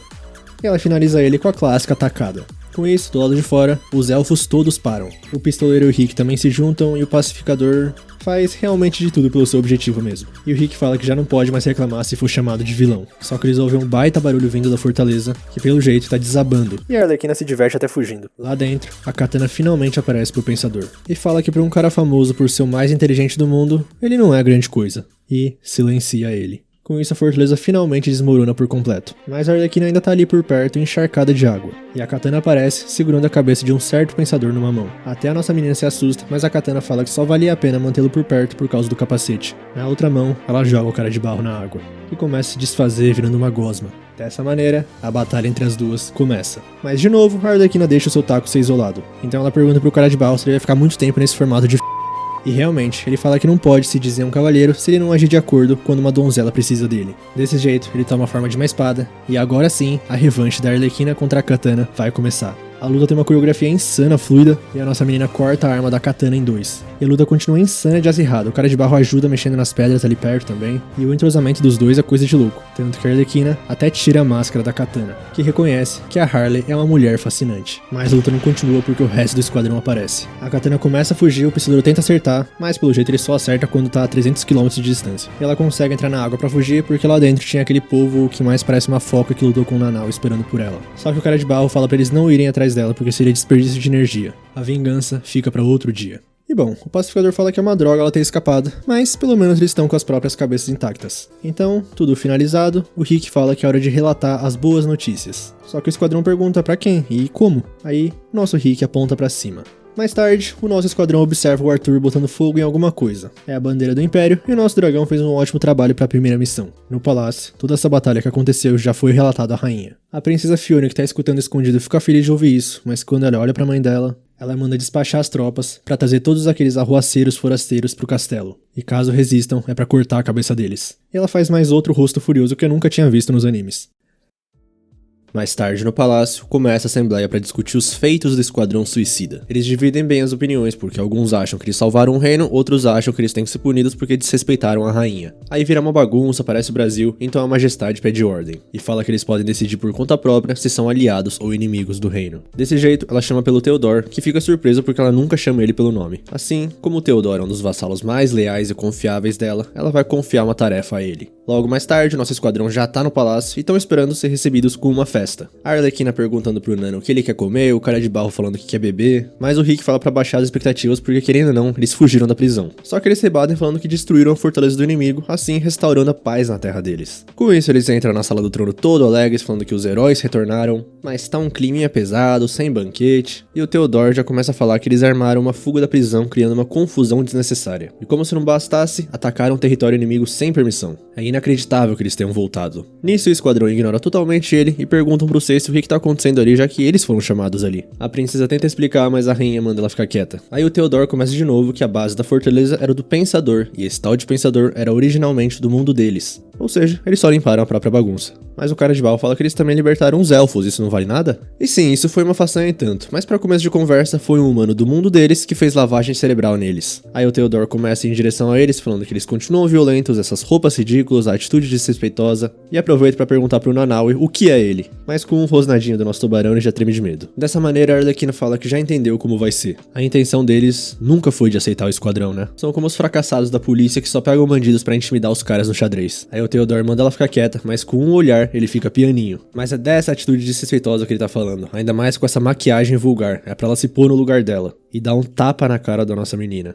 o que faz o nosso esquadrão ficar furioso, mas o primeiro que age é o Tubarão-Rei já engolindo ele. E a rainha dá um sorrisinho com isso. Então o Cécio parte pra cima, mas o Nanaue também engole a espada dele. E antes dele fazer o truquezinho de voltar a espada pra mão dele de novo, o pistoleiro já tá com a arma na cabeça dele. Assim tudo se encaminha pra uma batalha entre o esquadrão e os cavaleiros do reino. Mas a rainha rapidamente captura o Tubarão-Rei, falando que eles deviam saber que não podem ferir um súdito do reino dele. Só que a Arlequina já joga na cara da rainha, que sabe que foi ela que o colocou pra fazer isso. Mas a rainha fala que não sabe do que ela tá falando e manda executarem todos imediatamente. E aí o Cécio começa a falar pra ela que isso é exagero, e ela surpreendentemente reconsidera. Mas então, vão executar apenas o tubarão. Aí, considerando a contribuição dos outros para a derrota de 2 generais do exército inimigo, os demais serão exilados. O pistoleiro não gostou muito dessa ideia, mas parece que ele não tem muita opção a não ser aceitar. Desse jeito, o Nanaue é levado. Logo mais tarde, do lado de fora, o esquadrão já tá indo embora, mas a princesa pede pra eles esperarem. Ela começa a falar que não era pra isso acontecer, que sente muito, mas a Arlequina fala pra ela parar com as desculpinhas. Ela fica com ainda mais raiva de ouvir esse lenga-lenga. Aliás, a princesa nem tentou impedir, isso porque ela que implorou pela ajuda deles. A Harley odeia tudo nela, é tudo da boca pra fora. Antes ela tava falando algo sobre como parece errado apenas seguir ordens, mas a verdade é que ela tem tanto medo da própria mãe que virou a marionete dela. Com isso, a nossa menina deixa o taco pra trás e vai embora. Aí mais tarde, num bar lá, o nosso esquadrão tá se embebedando. O cara de barro começa a se mostrar pra algumas mulheres falando que tá fazendo alguma magia enquanto ele mergulha na própria lama. E pra ser sincero, elas acharam bem bizarro isso. Mas ele fica bravo porque ele acabou de recriar uma das cenas mais famosas do cinema. Enquanto o pacificador bebe um copo atrás do outro, mas o Rick fala pra ele parar de fazer isso. Só que ele fala que não é pra misturar ele com aquela laia que ele não fica bêbado. O truque é manter a mente em silêncio pra revelar a paz que há no fundo de uma garrafa. Arlequina parece que não conhece muito bem esse truque e volta do banheiro um pouquinho alterada. Dito isso, ela continua bebendo e mostra que pegou um negocinho lá do palácio pra fazer fundo de aposentadoria. A Arlequina começa a choramingar, falando que devia explodir logo as bombas no pescoço deles. O Arthur parece que arranjou um amiguinho e pergunta pro Rick se ele namora. Porque ela sim, o pudinzinho dela, ele é o melhor homem do mundo, um verdadeiro príncipe encantado. E teve uma vez que ele disse que todas as pessoas querem encontrar um mundo diferente. E como todos estão gritando por dentro, esse não sou eu. E ela acha ele um gênio, porque é exatamente assim que tá se sentindo agora. Aí nisso, um menestrel chega no bar e o cara de barro começa a lisonjear ele. Com isso, ele começa a tocar e cantar sobre o nosso esquadrão, sobre os feitos heróicos deles, os heróis de outro mundo. E a Arlequina manda ele parar de cantar, porque eles não são heróis, são só um bando de bêbados, abandonados e exilados pelo reino. E o pistoleiro também não tá muito feliz. Já o cara de barro tá feliz porque nenhum dos feitos dele foi mencionado na música. Aí manda ele continuar a canção, mas o pistoleiro joga uma garrafa na cabeça do menestrel. Aí o cara de barro ataca ele, mas o pistoleiro fala que nunca vai ser acertado por um charlatão que não consegue nem o papel principal, muito menos de herói. Já ele responde que o pistoleiro sabe irritar bem as pessoas, não é à toa que a família dele abandonou ele. Dessa maneira, agora é guerra dentro do bar, entre os heróis de outro mundo. Aí vira mal algazarra, o dono do bar tá chorando, e o menestrel chega no pacificador pedindo pra ele parar eles. Só que o pacificador levanta o músico e fala que quem mexe com a paz, mexe com ele, jogando ele nos dois ali. E parte pra cima do pistoleiro sem calças. Talvez o truque dele de ficar bêbado não funcionou muito bem. Nisso ele também começa a falar da Arlequina, que ela tem cara de bolacha, que a maquiagem dela tá uma porcaria, e ela joga uma maçã com uma faca dentro no capacete dele. Assim ele vira o rosto e fala que alguém mexeu com a paz. E a Harley aponta pro cara de barro. Desse jeito, a segunda temporada da Guerra no Bar continua, enquanto o Arthur e seu amigo bebem cerveja como dois bons amigos. Já o Rick se afoga num vazio indescritível.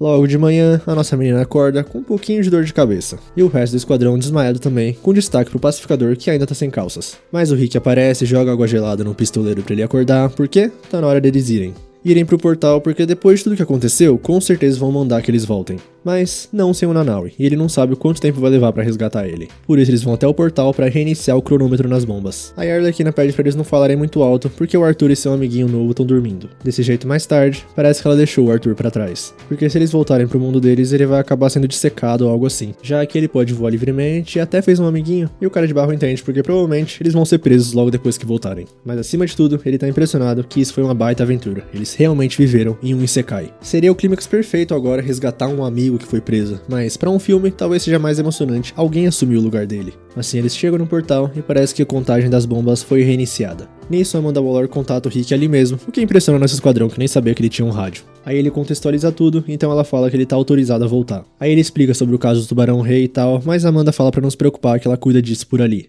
Assim o pescoço do cara de barro começa a apitar e a cabeça dele explode.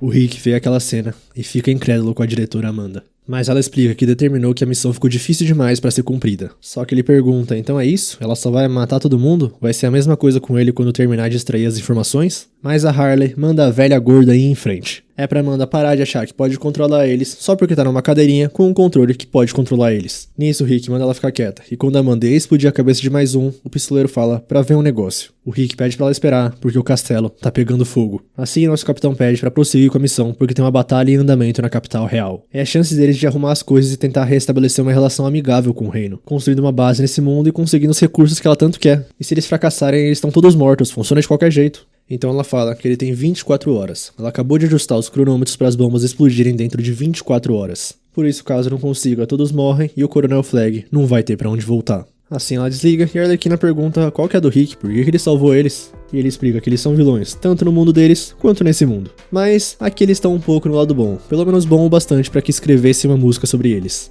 Mas o cara de Baal fala que o Rick também é um vilão, porque depois do plano brutal contra os elfos, ele também admitiu que era um vilão. E... peraí, cara de barro? Todo mundo fica bem assustado vendo ele porque a cabeça dele, né? Então o nosso ator explica que explodir uma parte ou outra do corpo não vai matar ele. Ele pode posicionar o coração, o cérebro, tudo onde ele quiser. Só que o pacificador pergunta se já que a bomba nunca foi um perigo pra ele, por que ele concordou com a missão? E é simples, não dá pra ter uma boa história sem um protagonista. Nisso, Rick corta o papo e manda eles ficarem sérios, porque até agora eles foram super vilões bem ridículos. E até nosso capitão tá farto daquela rainha louca, tanto dela quanto da velha mandona da Amanda Waller. Por isso, vai mostrar a elas. Mas a nossa menina Harley interrompe o discurso épico dele pra perguntar: eles vão conseguir? Porque tipo, 24 horas e a capital real é aquele pontinhozinho lá longe, né?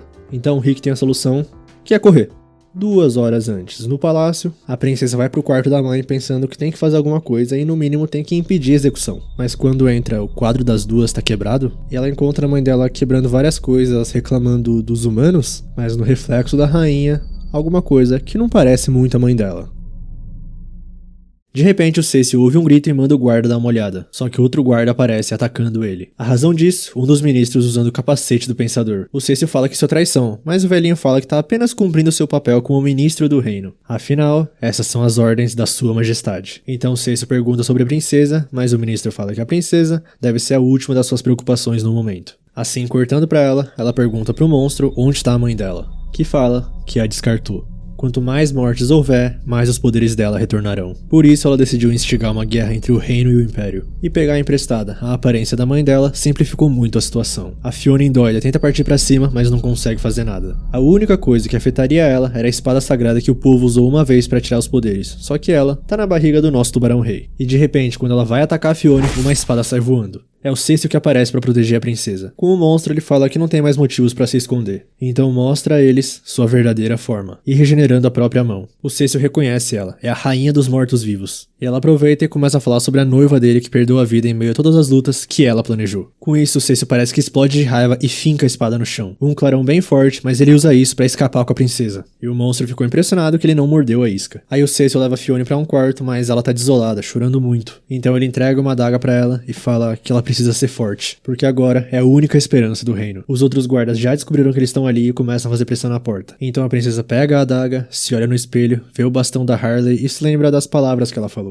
Nesse meio tempo, os cavaleiros finalmente conseguem arrombar a porta. E tá só a princesa ali de pé. Com isso, o ministro fala pra ela se render logo. Só que a Fiona começa a falar que esteve se contendo há muito tempo, porque ela já tinha se convencido de que era isso que a mãe e o povo precisavam dela. Mas ela estava enganada. Essa é a vida dela. A felicidade dela é o que mais importa. Então o ministro começa a se aproximar, e quando a princesa vira, ela tá maquiada de Arlequina e fala que cansou dessa de se conter, dando uma tacada que quebra o queixo do ministro. Aí os guardas também desmaiam e o Cecil finalmente sai do armário pra um ataque surpresa, sendo que tá todo mundo derrotado já. Ele não entende muito bem, mas a princesa ainda tá batendo no ministro, chamando ele de Parece que a nossa menina Harley ganhou uma pupila mais boca suja que ela. E ela fala pro Cecil que é hora de revidar. E nem ele sabia que ela tinha tanto estresse reprimido. Do lado de fora, a rainha dos mortos-vivos já começa os trabalhos na capital. Fazendo mortos-vivos, né, obviamente, saírem do chão. O povo fica desesperado, gritaria pra todo lado, e isso é como música pros ouvidos do monstro. E ela projeta uma imagem gigantesca dela e fala pras pessoas que eles passaram a vida reverenciando uma rainha indigna. Agora, todos morrerão por causa disso. Mas no palácio, uma imagem gigante da princesa fazendo cosplay de Arlequina, falando que não é verdade. O povo não pode se deixar entorpecer pelo medo e pelo desespero, porque é exatamente isso que ela quer. E a princesa garante que eles ali no castelo vão lutar, e convoca todos os habitantes pro palácio. Só que, obviamente, a rainha dos mortos-vivos não vai deixar a marionete falar desse jeito. Assim ela controla aquela foca polvo gigante pra ele fazer um knock upstream, inundando o palácio inteiro de água de baixo pra cima. E quem subiu junto com a água? O crocodilo falante. Mas quando ele vai em direção à princesa pra jantar, tem um tubarão bem perigoso na água, porque com essa inundação, o Nanaue conseguiu escapar da masmorra. E ele parte pra cima do crocodilo porque ele acha que a princesa é a Harley.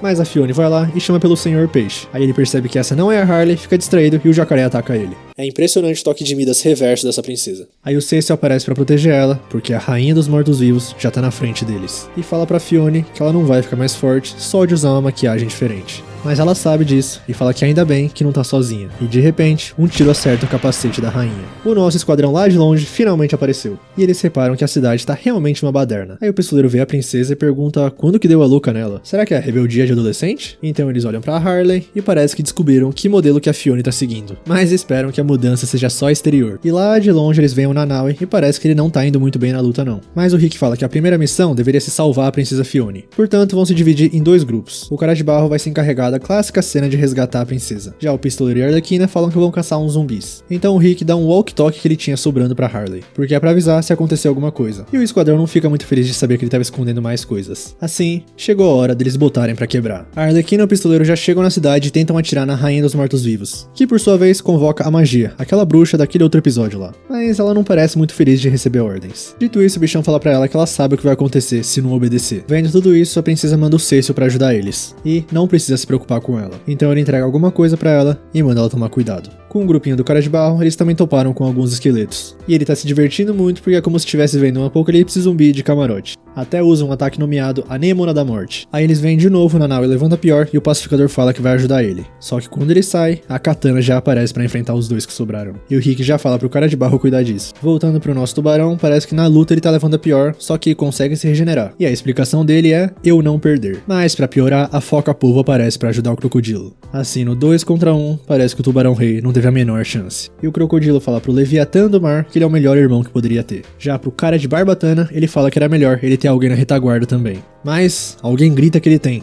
E também grita viva os Estados Unidos? Com a nossa duplinha de pistoleiros, eles não conseguem nem chegar perto da magia. Mas a Harley não aguenta mais fugir e fala pra bruxa deixar de ser uma covarde. Só que a magia fala que a nossa menina não tem muito tempo pra conversar. E realmente tem uma casa caindo neles. Já com o cara de barro, as coisas também não tão boas e ele já foi derrotado. Mas a Katana não finaliza ele, o que surpreende até o Rick. Aí ela sai correndo e o cara de barro vai atrás dela, porque não é assim que a cena funciona. Voltando pra Harley, por um triz, eles estão vivos. Porque um dragão gigantesco protegeu eles, que deixa até a magia apreensiva. Mas a Arlequina reconhece esse bicho. É o Arthur, e sai correndo pra abraçar ele. E o pistoleiro e a gente se pergunta como ele ficou enorme em tanto tempo. Desse jeito, o nosso dragão parte pra cima da magia. Só que ainda assim, parece que ela consegue desviar facilmente do fogo. Aí o pistoleiro começa a ficar preocupado e olha pra Harley e ela tá brincando com o ossão gigante que achou. Só que uma hora ela acerta um dos esqueletos com muito mais força que o normal. Aí de novo ela se lembra que parece que tá um pouquinho mais forte nesse mundo. Mas ao mesmo tempo, o peito dela começa a brilhar. Aí o pistoleiro pergunta o que é e ela começa a falar sobre implantes que fazem o peito brilhar. Mas não que ela tenha. Na verdade, é só a joia que ela roubou do palácio. E ela chega à conclusão que essa coisa é mágica. O pistoleiro acha que ela tá dando uma de cara de barro, mas ela tá falando sério. Ela conhece a sensação, então coloca na sua pistola. Assim, manda o Arthur sair da frente e dá um tiro na magia. Só que dessa vez, a bala consegue passar pelo escudo. E quando ela vai revidar, o Arthur vai pro Clash. E isso faz o nosso pistoleiro sair voando e ele acaba no meio de um monte de mortos-vivos. Pra piorar, a arma dele acabou as balas. E de repente alguém chega atirando pra ajudar ele, é o Cecil que parece estar se divertindo bastante atirando, ao mesmo tempo que tá quase acertando o pistoleiro. Aí parece que o Cecil derrotou geral daquela área e entrega uma das armas pro pistoleiro, que dá uma zoada na fantasia dele, mas o cavaleiro fala que essa é a armadura de um herói lendário e foi imbuída de magia. E sobre as armas, elas não são tão ruins assim.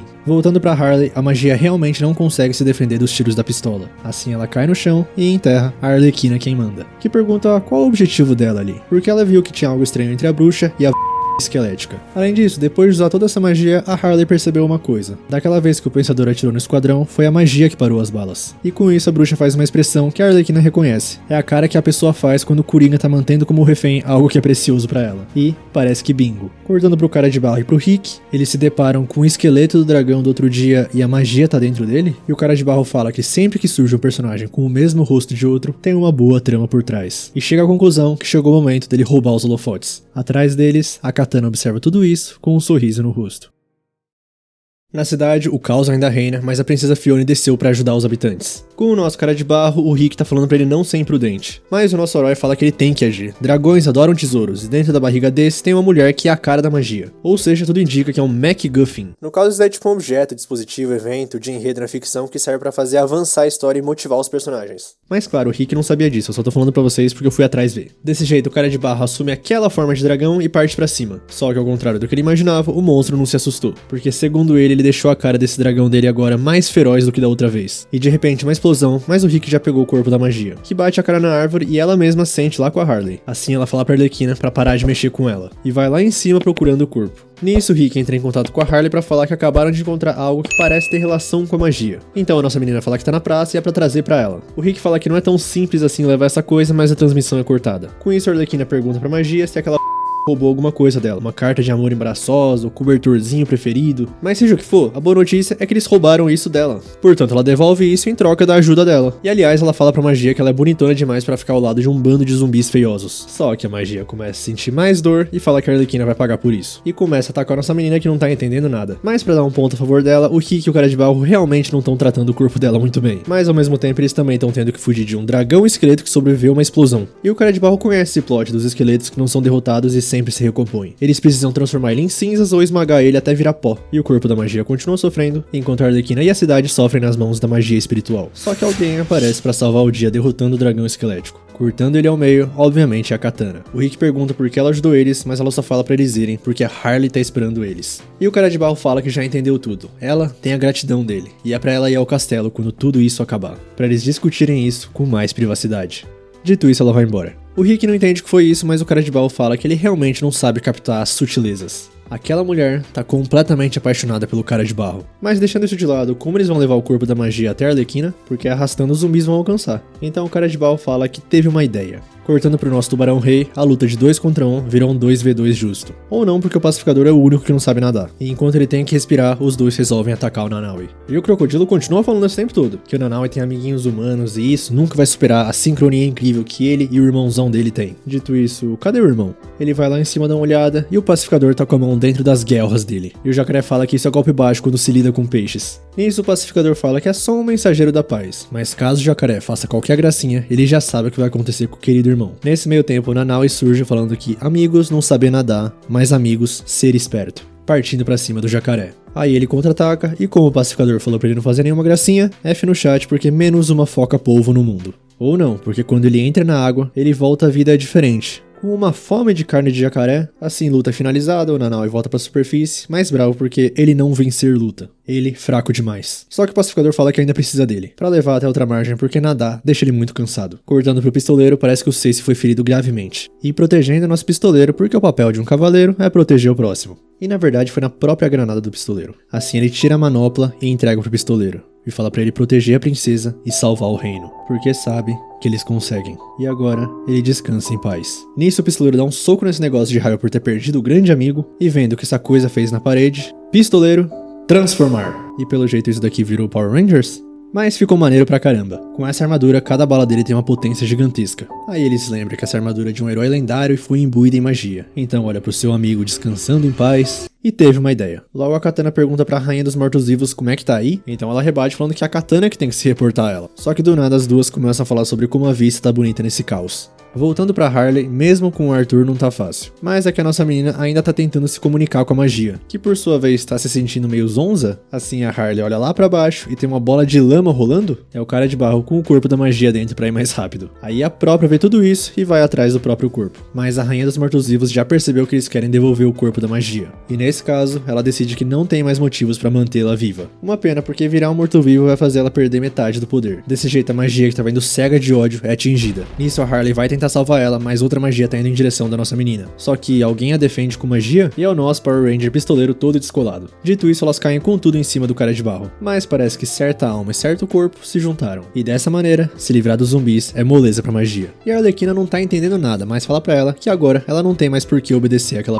assim, que tal ajudar eles, mas de jeito nenhum. Ela só tá ali pra se vingar do monstro por ter usado ela como ferramenta esse tempo todo. E o cara de barro tá bem familiarizado com essa atitude. É a típica tsundere. E a magia fala que ainda tá com vontade de vomitar por causa dele. Só que lá no céu, a rainha dos mortos-vivos tá irritada, sacrificando assim o próprio braço pra legião dos mortos-vivos ficar mais forte. Aí a magia sai dali derrotando alguns, e enquanto a arminha da Arlequina nem faz cócegas nele, o pistoleiro chega botando ordem no lugar. Com isso o Nanaue e o pacificador também chegam falando que o caminho pro castelo tá totalmente bloqueado. Mas espera aí, reunião legal e tudo, só que a Arlequina precisa perguntar pro pistoleiro que visual é esse. Assim, ele manda eles ficarem tranquilos, porque eles também vão ganhar novos trajes. E como se fosse Papai Noel, entrega presentes pra todos ficarem mais poderosos. Eles questionam de onde ele conseguiu isso, mas ele fala que pegou do amigo deles, o comandante dos cavaleiros.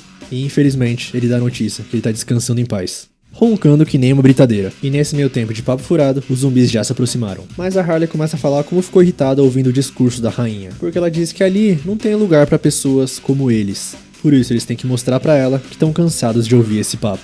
Arlequina, transformar. E até o cabelo dela cresce, por sinal. Não só isso, ela ganha até um chapeuzinho e 2 cachorros. Agora, cara de barro, transformar. Na vez dele, claro que vai ter um showzinho com seus figurantes de barro. Tem toda uma coreografia de Michael Jackson e, claro, um beijo na princesa de barro no final. Agora, Tubarão Rei, transformar. E aí sim, ele parece apto de receber o título de Tubarão Rei. Agora, Pacificador, transformar.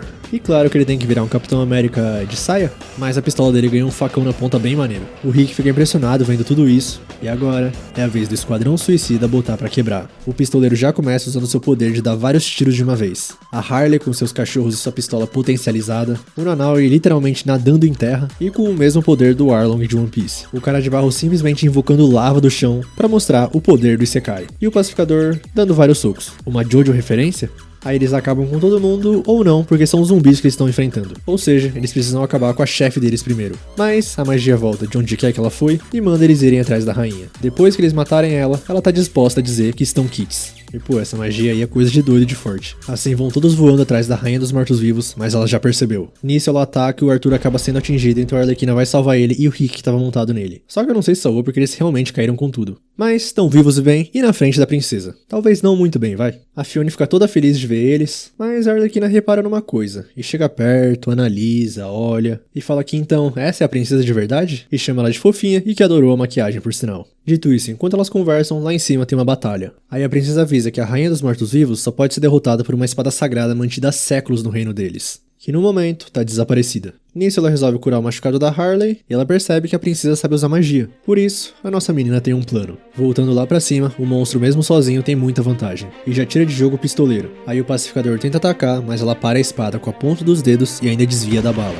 tirando ele de jogo também. Dessa vez o cara de barro e o Nanaue tentam um ataque em conjunto, mas ela facilmente tira os dois da jogada. E fala que só porque eles pegaram um pouquinho do traje da armadura sagrada, não é pra achar que pode vencer ela. Só que o Rick dá um tiro nela que chama atenção. E agora é a Arlequina que tá indo pra cima. Assim a deusa fala que já que eles querem tanto uma morte repleta de dor, ela vai estrangular eles até a morte. O esquadrão faz de tudo pra proteger a Harley e ela consegue chegar perto da rainha, mas é facilmente pega pelo pescoço. Dessa maneira, a rainha fala que eles nem sequer terão o prazer de virarem esqueletos. Não importa quantas vezes a carne deles apodrecer e cair, ela vai restaurar eles ao normal. E isso por toda a eternidade. Assim, parece que a Harley não tem mais forças. Só que ela diz boa sorte com isso, caindo a peruca e revelando se é a princesa Fiona na verdade. Desse jeito ela levanta a mão e clama pela espada sagrada. E tadinho do nosso Nanaue que teve sua barriga rasgada pela segunda vez. Mas a espada em alta velocidade atinge a rainha dos mortos-vivos que está no caminho dela e corta sua cabeça, chegando ao seu destino final, a mão da princesa Fiona, que cai ali do céu, mas o Arthur salva ela. Só que o monstro mesmo só com a cabeça tá vivo, e de relance vê a Katana dando um sorriso, então fala que o Imperador armou pra ela. Só que a Arlequina lá embaixo, vestida de princesa se preparando pro home run, não sabe e nem liga pro que ela tá falando. Desse jeito, uma tacada em cheio, e no céu que não tava com uma cor muito bonita, uma explosão gigantesca o clareia, mostrando que outro novo dia chegou para esse mundo. Logo, alguns dias depois, os bravos guerreiros estão no palácio recebendo suas medalhas. E para os amigos de outro mundo em especial, eles dão os parabéns. O Cécio começa o discurso falando que eles lutaram com bravura e tal, mas a Harley interrompe falando que ela não consegue ler nada daquilo. E mais importante, ela tá morrendo de fome. Tipo, eles acabaram de chegar porque tiveram que ir pra torre correndo pra resetar o cronômetro da bomba, voltar pra lá. Nisso o Cécio fica bravo, mas a princesa fala que tem uma refeição aguardando eles no pátio. E claro, tem comida pro Arthur também. Com isso a Harley fica toda feliz e já tem até um apelido pra princesa, é a Fio. Aí ela joga fora o presente e o esquadrão vai pro banquete, com o Rick pedindo desculpas, mas o Cécio entende que o trabalho dele não é fácil. Já a princesa ficou toda encabulada de ser chamada de Fio. Do lado de fora, o Rick contata a Amanda pra falar que conseguiram fazer tudo. Só que ela pergunta qual a situação da missão principal dele, e esse ainda tá em progresso. Mas ele relata que eles viram a Katana ali no Império, sendo que ela tá do lado da Amanda nesse exato momento. Então ela fala que parece ser obra dele. E a Katana desse mundo tá em algum lugar se transformando nos antigos vilões? e passa até o que eles pensavam na época que se encontrou com esse tal imperador. Até a ex-rainha dos mortos-vivos aceitando que ia jogar o joguinho dele por hora, e ameaçando ele que caso atrapalhasse ela, o corpo dele ia ficar no topo de uma pilha de cadáveres. Mas então, ele revela sua verdadeira forma, e fala que admirava as ambições da rainha, porque ele ama a morte, principalmente porque ela não discrimina e mais cedo ou mais tarde visita todos eles. E o imperador é simplesmente o Coringa. Mas só agora, porque ele acabou de matar o verdadeiro imperador. E fala que não tinha carne suficiente pra ele nesse osso. Voltando pra Amanda, ela fala que provavelmente o objetivo do Coringa era sabotar a missão. Sair por aí causando caos, fazendo questão de se disfarçar como alguém do mundo deles. Mas não deve ser só isso. Uma pena que ninguém é capaz de entender o que aquele lunático pensa. De qualquer jeito, é pro Rick continuar com a missão e capturar o Coringa ou matar se necessário. Assim, a verdadeira Katana fala que fica enojada ao saber disso. E Amanda fala que provavelmente foi por isso mesmo, como vingança por ela ter capturado a Harley. Voltando pro nosso Coringa, ele continua falando que ele já disse uma vez: todo mundo sonha em estar em outro lugar. Todos querem um mundo novo. Então, o que será que a Harley tá achando de tudo isso? Será que esse mundo curou o tédio dela? Já a nossa menina pede pro docinho dela esperar só mais um pouquinho. Logo logo ela volta pra ele. E acabou. Bom anime até vai, divertido. E explicou que causou um burburinho nas redes sociais, que a Arlequina tinha conseguido lutar de igual pra igual com a Katana, sendo que tava lutando com uma espada também, a especialidade da Katana. Mas isso provavelmente abriu deixa pra segunda temporada, né? Eu confesso que o Coringa desse mundo é bem estiloso, mas sei lá, não parece o Coringa não. Dito isso, o anime em geral foi legal, foi divertido, teve várias conveniências de roteiro aqui e ali, as animação meio questionável. Sim, mas o carisma do nosso Esquadrão Suicida entra na regra do legal. Ou seja, se o que acontecer for legal, tá tudo bem. Aliás, aquele design das transformações ficou muito maneiro. Mas espero que vocês tenham gostado de assistir. Muito obrigado de verdade pra quem acompanhou até o fim comigo, aqui no canal e tal. Deixa o like se você gostou, que ajuda bastante. E é isso, comenta aí o que você achou da série em geral, qual o seu integrante favorito do Esquadrão. Eu fico entre a Arlequina e o Nanaue. Aliás, o Pacificador foi o que mais ficou jogado de lado, né, cara? Nem teve cena pra ele direito. Mas já tô falando demais, comenta aí, se inscreve no canal pra acompanhar mais animes. Então, muito obrigado mais uma vez por ter acompanhado. É isso, tamo junto, valeu, falou!